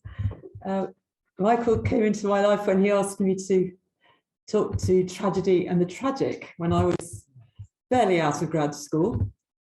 Amazing conference at King's College, which I think quite a few people may remember with great pleasure.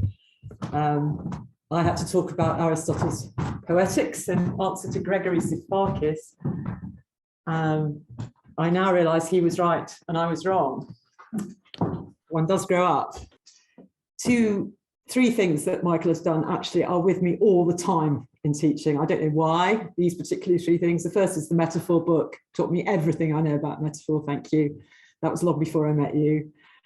The other two, and I didn't even know where I heard you talk about these things, but one was, you were talking about merkos in Aristotle's Poetics, about how long it takes to make someone cry compared to how long it takes to make someone laugh, and how important that concept is. And I had never, ever given any thought to merkos before. And the other was you talking about language that is slightly onomatopoeic, but we don't call onomatopoeic. And you were reciting Victorian poems with words like droppings in, and getting us all to hear acoustically how something could be onomatopoeic, but you couldn't call it onomatopoeic exactly the way. These come back to me time and time again in my teaching. You have been a fantastic colleague for the last 10 years, unbeatable. You put the class into classics as far as I'm concerned, the real class, not social class, and love you very much.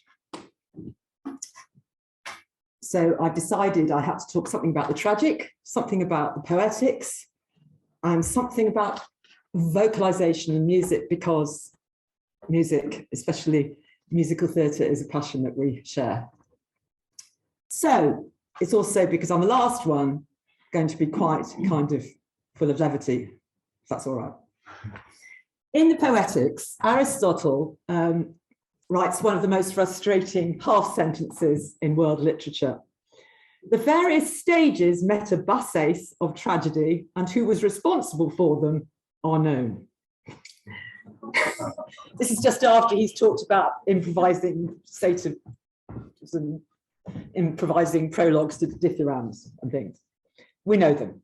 Now, I like to think that he had written about them in his unfortunately lost exoteric work for the general public, the Ec de Dominoi Logoi on theatre that he refers to at 1454b.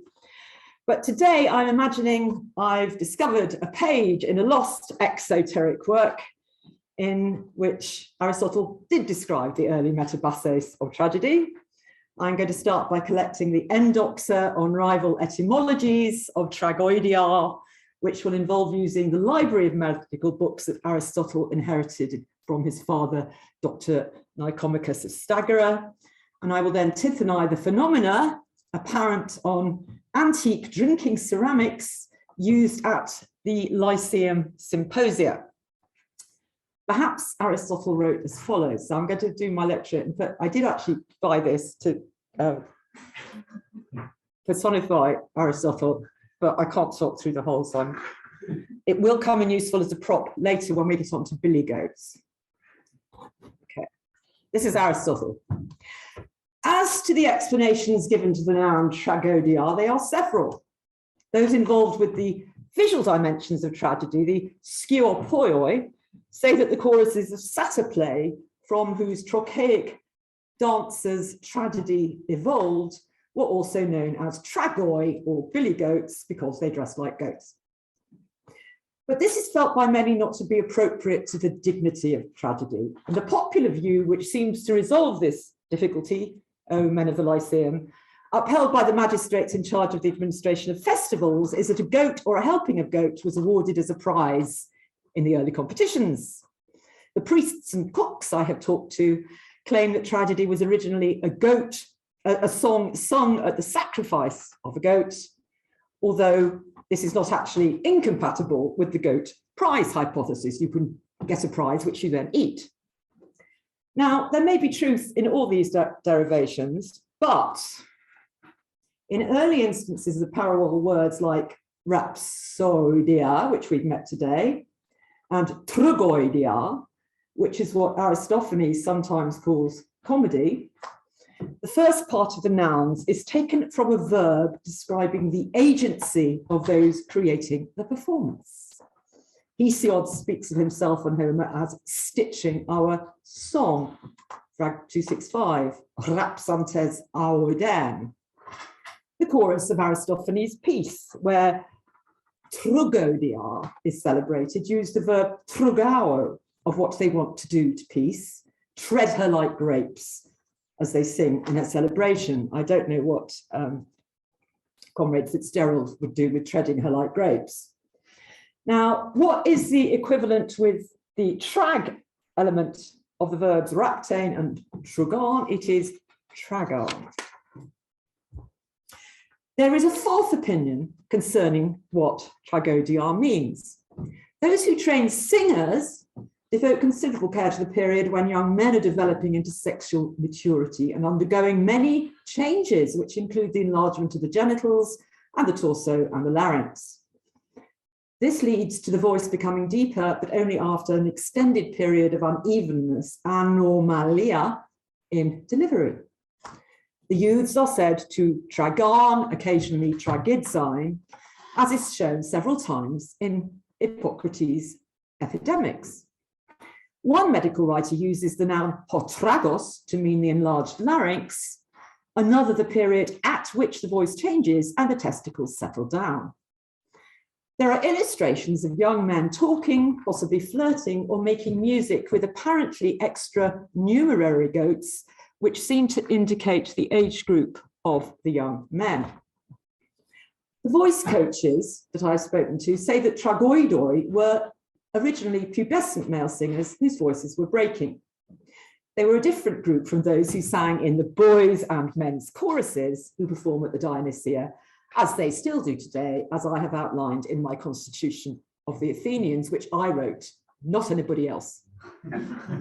When the boys began to tragan, they were assigned to the choruses for the drama competitions. Tragic choruses often represent maidens or women or barbarians or old men or young soldiers or young sailors. And that's because the voices of adolescent youths are well suited to represent the voices of the less strong and manly members of the community.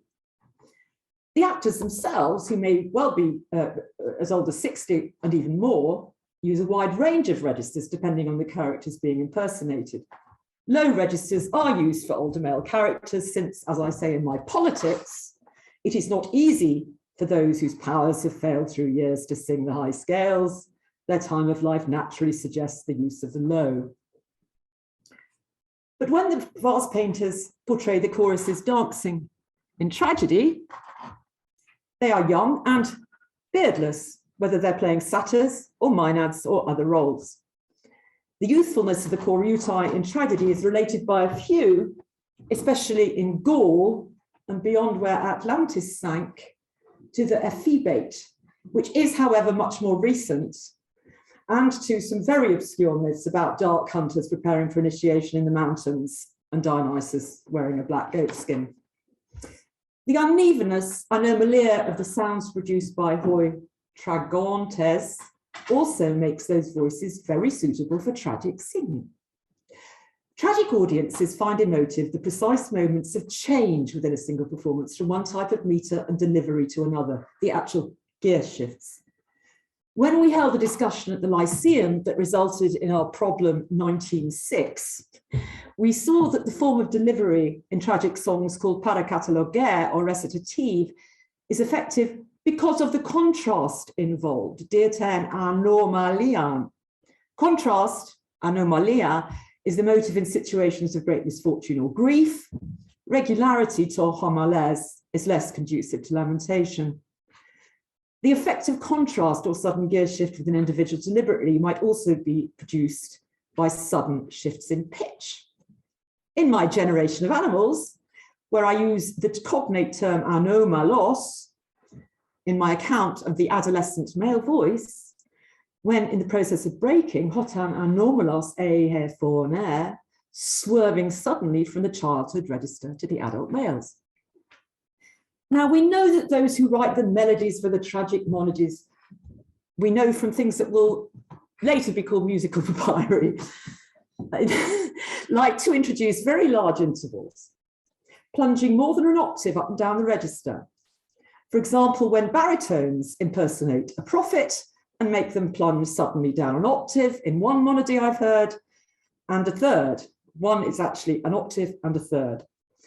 In the play about Achilles by Sophocles or his grandson, the singer oscillates between two notes separated by an interval which ranges between a semitone and a fifth. Sophocles also used the exciting Phrygian mode, which required very high-pitched singing. His Ajax is described prior to his great song scene on the Epiclama as being forced by grief to use a much higher pitch of vocal delivery than the manly deep groaning he advocated. Goat breeders say that they've noticed male goats' voices breaking. Nanny goats don't, billy goats do, at the time they reach sexual maturity. So I brought to the Lyceum a herd of goats of different ages. Theophrastus, who looks after the garden, was rather unhappy about this. Claire. Sorry? You just click the link. Just click it. Yeah. That's the Lyceum, and that's the herd I brought in from Staggerer.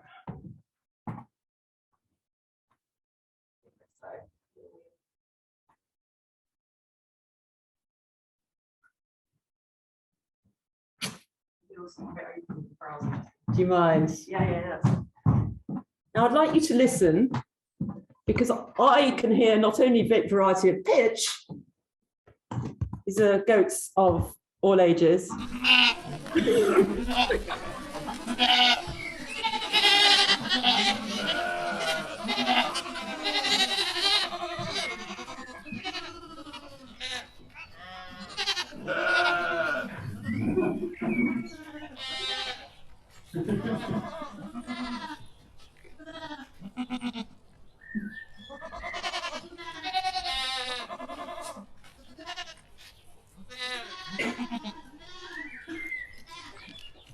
I think there's great variety of pitch, but there's also great variety of metre. I certainly heard some highly resolved dot meows as well as a couple of spondys. Now, perhaps this is what Sophocles meant when he said that the Sphinx was poikiloidos in his Oedipus. Actors say that because high, clear voices are so prized in men, some grow to great lengths to interfere with the process known as to tragan, including infibulation. As I argued in my History of Animals, sexual activity itself deepens the pitch of the male voice. But if youths are forcibly restrained from their desires, which some people concerned with chorus production do, their voices stay unbroken longer and on the whole change less. In tragedy's first stages, I believe some of the youths played satyrs and some maenads, depending on the extent to which their voices had achieved their full depth and how much they'd been infibulated. The chorus of the play Pentheus, by the originator of tragedy Thespis, must have been Bacchants at any rate, if we judge from Euripides' Bacchae and other plays about Dionysus. It was the female masks of such early tragedies that gave Thes's pupil Phrynicus the idea not only to have choruses of barbarian female mourners in his Phoenician Women and Danaids, but to make some of his actors too, where female prosopa introduce women characters into tragedy. We also know that in some places where Dionysus is worshipped, for example, Amathus in Cyprus, a Neaniskos, a very young man, has to impersonate Ariadne in labour. Sometimes actors retain from the period of Totragan the ability to sing at a high register suitable for young female voices, for example, that of Electra in Euripides' Orestes, who sings a monody at an unusually high pitch. A papyrus in my collection, responding to a treatise by Damon of Oar, impugns the masculinity of tragic actors and their singing. It denies that the enharmonic mode can bestow bravery on tragic actors because they're not a manly lot. Moreover, the actor Macroeus, recently buried up the road in the Kerameikos, asks that beside his body there should be placed objects more suited to a woman's grave goods, such as pyxides, a bronze mirror, cosmetics, and equipment for woolworking. There is actually a handout there. I think we can wait till the end, actually. The references for all of things like the actor's burial on. Some vase painters stress that satiric and tragic performances can be confusing about the sex. Sorry, back to the. Yes, I've done supernumerary goats. I've done. All right. Some vase painters stress that satiric and tragic performances can be confusing about the sex and gender of performers and roles they're playing. Whether youths dancing with busts of goddesses strapped to their heads, a woman with a phallus attached to her shorts, dancing for Dionysus, a bearded woman playing the lyre, inscriptions saying Calais, not Kalos, beside paintings of youths painting young women, or a woman apparently holding a mask. I'm told that speakers of other languages than Greek, when they translate tragos, inaccurately use the equivalent of our word Ix, which can mean either a female or a male goat. They really should use the equivalent of tragos. Tragedy is not goat song, it's billy goat song. It's not Ziegengesang, but Ziegenbockgesang.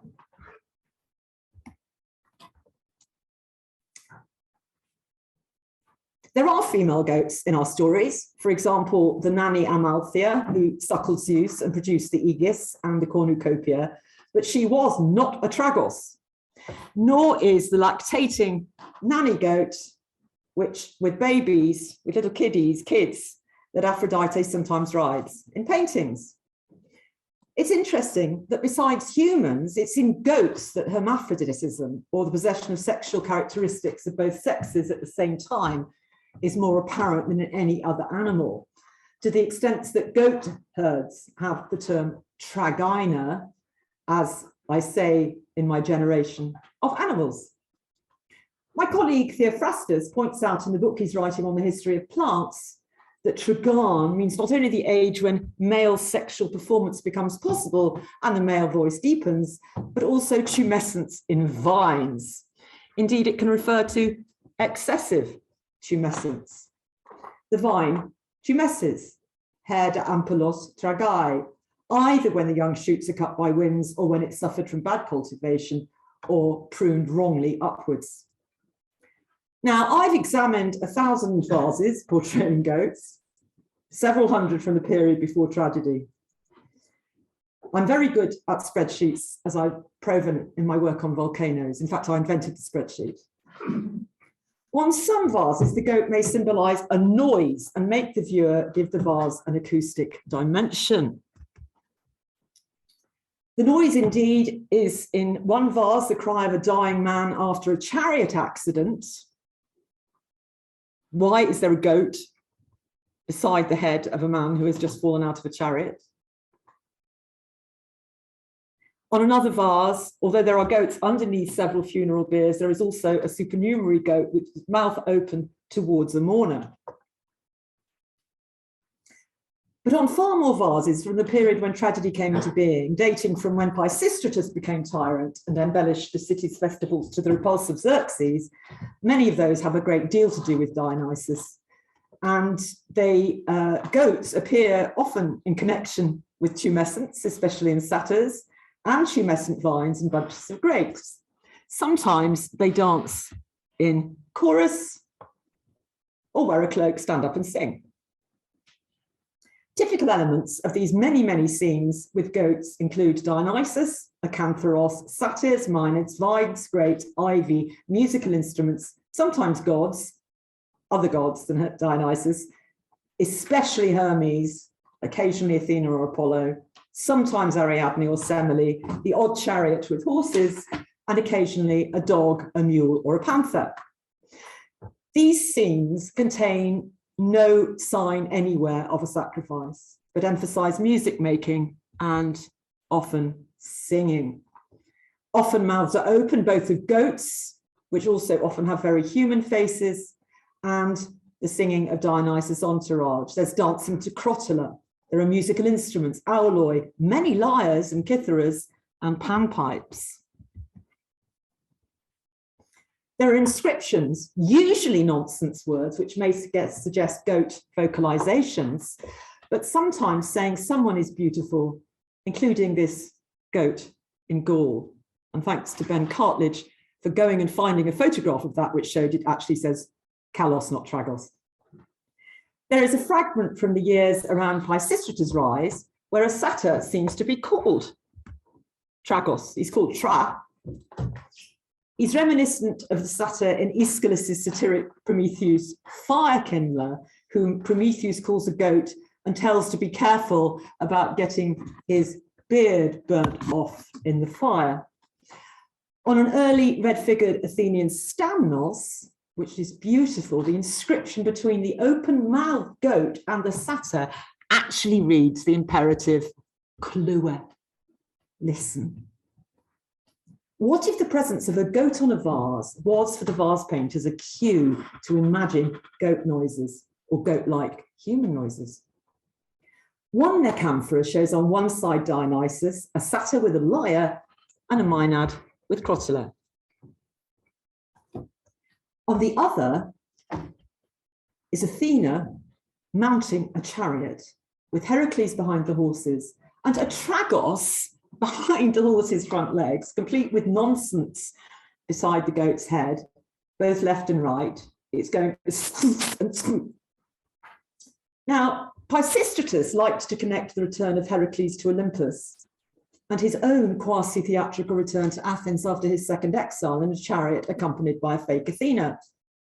I think we could here be witnessing what tragedy looked like under Pisistratus. So finally, what about those goat sacrifices that those beyond the Rhine and beyond Atlantis are so obsessed with? There are some explicit goat sacrifice scenes on vases before the period and during contemporary with early tragedy, but they are not for Dionysus. He seems more associated with bull sacrifice. There are two alleged Dionysiac goat sacrifice scenes on vases of the period from Aeschylus and of Tragedian's Hoinun in time of Philip of Macedon, Alexander. On the earlier one, Dionysus seems to be holding up a small animal. This is sometimes said to be a goat, sparagmos, but it's not. It is iconographically no tragos, there's no beard or genitals. It's not a representation of the famous line in Bacchae where the chorus sing about hunting the blood of a goat, Hymer tragoktonon.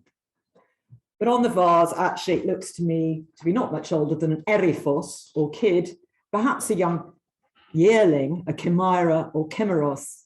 But actually, it is spotted, which makes me think it's a fawn, like the one being pulled apart by the Maenad on the other vase. The other goat sacrifice is contemporary with us now at the Lyceum, thus made at least 50 Olympiads after the invention of tragedy, and was made by the Greeks in the West, Apulia, and offers a theatre lover a fantasy on the theme of the tragic genre according to the goat sacrifice etiology. I believe that that is the only picture of Dionysus in connection with the goat sacrifice anywhere on extant pottery. However, by adding the idea of tragedy as tumescent vine erotic noisy goat erotic noisy human use to our understanding of what tragedy means, we don't necessarily have to abandon goat prize or sacrifice wholesale. We could just argue that voice and Coreutis identity offer just as valid a lens to view the origins of tragedy through as ritual does. Of the vases of the time of Pisistratus and his sons, the several goat sacrifices with knives and or altars are almost all to Hermes, just occasionally Athena or Aphrodite. And we could talk about Hermes' association with Dionysus and goats and tragedy for a long time. He's youthful, he's Pan's father, he's phallic, he's musical, and he's patron of competitions as Agonios. An early democratic vase, for which I'm very grateful to Oliver Taplin for long ago pointing out to me, depicts Hermes carrying a writing tablet and stylus in the act of introducing two chorus men to Dionysus. This must suggest that the vase's viewer understood that writing played a role in theatrical performances. We also have this wonderful satyr who looks as though he's got an iMac, but is actually writing. The Hermes vase, Margot Schmidt thought, signified something to do with the recording of names of men selected to perform in a Dionysiac chorus. Oh, I seem to have slipped out of my dramatic persona as Aristotle. I would like to thank Michael for not only inspiring me for decades and for looking younger by every decade, but another former KCL colleague, Michiel Moysen, for a huge amount of help with the medical terminology, in particular commentary on Aristotle's Poetics by Alexander of Aphrodisias, which is on the handout. Also Ben Cartledge for help with that vase, Oliver for putting me onto the Hermes vase, and Richard Poinder for having been brought up with goats. Richard Poinder is the father of my children, and knowing all about goat adolescent noises. And when I first muted this to him, he told me all about what happens when a billy goat's voice breaks. We would like to conclude, however, with a song when I told my older daughter about. Can we play it? So my older daughter last week I was going to play this. She said, "You haven't heard Taylor Swift singing Trouble with the Goat remix." You don't mind me getting a bit. Okay. Shall I? Yes, just put it on. if you think it's going to work, please, darling. Thank you. I knew you were trouble when you walked down, lying on the cold hard ground. Thank you, Sarah Poinder. Good. Well, thank you, everybody. I'm not going to detain you long because we've had a long and rich day. One of the many phrases that came up was a nice one from the angelic doctor, the exercitium studiosorum. And that's what we've been doing in a way, is honing our wits on some very erudite papers, hearing about all sorts of different things. Lots of thanks are due to lots of people. Our director has been indefatigable and extremely patient in setting up this event with some help from me during a lot of challenges with enforced withdrawals, the continued viral presence, and so on. So many thanks, Fiona. We're always grateful to Claire Barnes, who's been jumping up and down, making the trains run on time, and they always did. And with a hybrid event, that's difficult. So we're really grateful for that. Gratitude to the Classics faculty here in Oxford for some generous support.